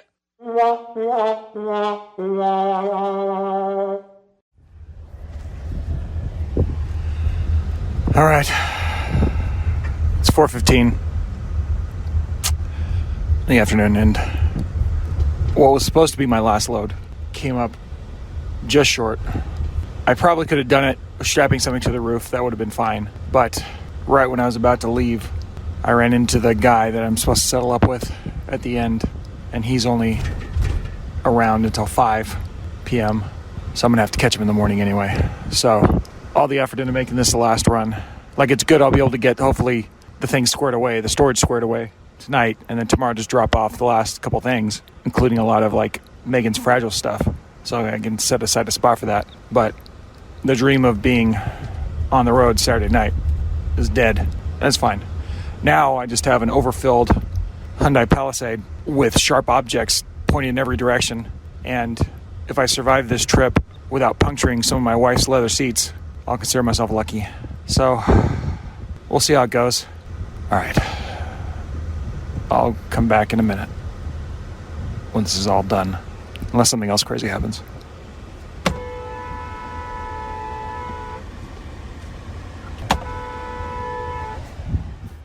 We don't. The never-ending story. We never have. Atreyu. I don't think you watched it. Go ask Megan if we have it. I don't think we have it. The never-ending story. I'm 99% sure that we don't have it. Sweetheart. I don't think we did. All right, I'm back. It's Sunday morning, almost afternoon, 11:53. And I'm driving down. I'm in the Bay Area, so I'll say 580, not the 580. On my way to the 5 freeway. Heading out of Berkeley and Oakland. Although I'm sure I'll be back soon. The mission was accomplished. Megan was successfully bought out of her apartment, moved into storage, pending moving into her next apartment. Hopefully I'll have some help then. I do feel sorry for her having to unpack all her stuff. That'll be a hassle as she's getting started with her third year. But since last night, when I signed off saying I was almost all the way done, there really were no more hiccups, which is good. I got here on Thursday, pretty much packed Thursday night, Friday, moved a little Friday, moved a lot, packed a little more on Saturday, and then just odds and ends this Sunday morning. When I signed off, I had gotten a hotel room in Oakland on the waterfront. And when I booked it, at first I thought it was around Jack London Square, and it was. It's but it was like a mile away from there, so not quite. It's a short walk from there, shortish walk, 20-minute walk. But it turns out that I booked a Homewood Suites that is on the old part of the waterfront, and it's right next to where we stayed the very first time we brought Megan up her freshman year. It's on the Embarcadero. So when we were up here for Megan's birthday a few months ago, we ended up going to a really nice restaurant in Jack London Square called the Left Bank Brasserie, and had a great meal there. It was very expensive. It was kind of like a great bar, and it was kind of a steakhouse-ish sort of vibe, but great service, real friendly. And so when I booked the hotel, I imagined, I'll just go there and have a drink and get something to eat. kind of like a wrap-up victory dinner for the weekend. But when I got to the hotel, it was, it was like I said, it was about a mile away from there. I didn't feel like driving, although I was going to drive over there. But I would have, but I checked to see if there's any restaurants within walking distance, because it's really like, it's on Embarcadero, but the freeway runs parallel with it. And it's kind of a weird, kind of sketchy vibe when you get off the freeway, because the water's right there, the freeway's there, and there's a lot of bums there, and like every sign you see is like, lock your cars, take all your valuables. But they're putting some money into it, which I'll get to in a minute. But it's just a little too far away to be a convenient walk to where a lot of the nightlife is, where I was saying previously, Jack London Square. However, there happened to be like one restaurant right on the other side of the hotel. And I don't know how long it's been there, but it's like looked like one of those places it's like on the water, like a typical like beachy, harbor sort of restaurant. Except for it was not typical because it was German fare. So really my only requirement on the menu when I was looking was that it have a cocktail menu, because I want to have a nice drink. And sure enough, they had some listed. And the place is called Brazia Local, right, with a German spelling. BROTZEITLOKAL. And it's just a little, small little building. It reminded me of something you'd see in San Pedro. And that's kind of what this part of the Oakland waterfront kind of feels like. It's like Jack London Square is like Long Beach, real vital, a lot of restaurants, look kind of fancy. And then like a half mile away, I think it's the west side of the Embarcadero. Then you have the older, I don't know if it's older, but then you have the other like half of the waterfront. And it's just more of kind of like a ghetto meets the sea kind of vibe, just like San Pedro. But anyway, this place kind of had the San Pedro kind of dock feel, kind of like Ports of Call or something. Only instead of having the typical like wharf food, fish and chips and stuff like that, this was like traditional German fare. It was like friggin' schnitzel and potato pancakes and a lot of like German beers. So if you're a beer fan, they had quite a extensive list of beers. And then the cocktail menu was like kind of not quite matching with the German vibe, but the cocktail menu was freaking awesome. I had a couple different ones, and I wish I would have had a third, but I don't know if I would have made it the 100 yards back to the hotel. I would have had the third. So anyways, I walked in there, sat down, and had, I think just like, I have to qualify this as adjusted for the 3 days of toiling I had done. The fact that I hadn't had anything to eat other than beef jerky sticks and a 3x3 for In-N-Out for breakfast for 3 days. And just the whole circumstances of what brought me here. The food was great, but seriously, like adjusted for time and place, it was maybe one of the best meals I've ever had in my life. It's kind of like Sarah, my wife, will always talk about the steak that we had in Cardiff after the world's worst train ride, where we were on a train for 2.5 hours with no air conditioning and people were like almost dying in their seats. And then the train kept stopping and breaking down. And then eventually we were 3/4 of the way from London to Cardiff, and they just stopped the train and canceled service and said, "Oh, sorry, everybody, you're done." So we had to get out of the train, get into an Uber, and pay for an Uber the other 1/4 of the way to Cardiff. And then we ended up at the restaurant for I think it was the Hilton in Cardiff or whatever, it was where we were staying. And we sat down in their little steakhouse restaurants, and they served Sarah a steak on a salt block. And I swear to God, she hasn't shut up about that dang steak since then. It's one of those best meals of her life sort of foods, and that's what this was for me. It was 3 sausages, there was a brat, there's another one I can't pronounce that were similar, and then they had an andouille, just like my mama used to make for me back in the French Quarter, growing up in New Orleans. But it was a spicy andouille sausage. It was better andouille sausage I've ever had in Louisiana. Kind of more like a Hotline, so maybe the sausage maker was confused. But anywho, it wasn't anything special, but it was very, very good. And it was served with this like chopped up pancake side. It sounds weird if you ever had German food. I can't remember what it was called, but it was very good. And like I said, 2 outstanding cocktails and then bread pudding for dessert. And I'm sitting at a big open window facing the water. And it was a great, great meal after a tremendous effort. So if you are ever in Oakland, if you are going to the Bay Area and you're looking for a relatively cheap place to stay, there's like 2 or 3 hotels right there, and they're all like those kind of like Homewood Suite types hotels. One's by Hilton, another one I think I think it's like a Choice property or like a Holiday Inn property. I don't remember what it is. But there's 2 or 3 hotels on that little strip right next to the freeway. And the prices for those hotels are consistently about 40% cheaper than what you're going to get in other Bay Area places like for Berkeley or even downtown Oakland. And they're actually putting some money. I went for a jog this morning. They're putting some money into the Embarcadero there, into the waterfront right there, to try to make it match up with the other side where Jack London Square is. And so once they connect it, it's probably going to be pretty nice. And they even had a lot of the riffraff cleared out. So, I mean, like if you stay at the hotel's fine. You know, it's nothing special, but it's, you know, it's Homewood Suites. And the other one was the same, I remember. But it's nice to take a stroll in the evenings, and that restaurant, like I said, I can't recommend it highly enough. Like, I'll definitely go back. And it's only 15 minutes from Berkeley if you're going up to see a game against Cal or something. Not that they're in our conference anymore. Maybe in the future. But that was good. It was a good way to wrap up this crazy, weird last few days. So now, it's just past noon. Slated to be home around 5 o'clock at night. If this was a total waste of your time, let me know. If you found it interesting at all, let me know that too. But until next time, thanks for listening. Thanks for subscribing.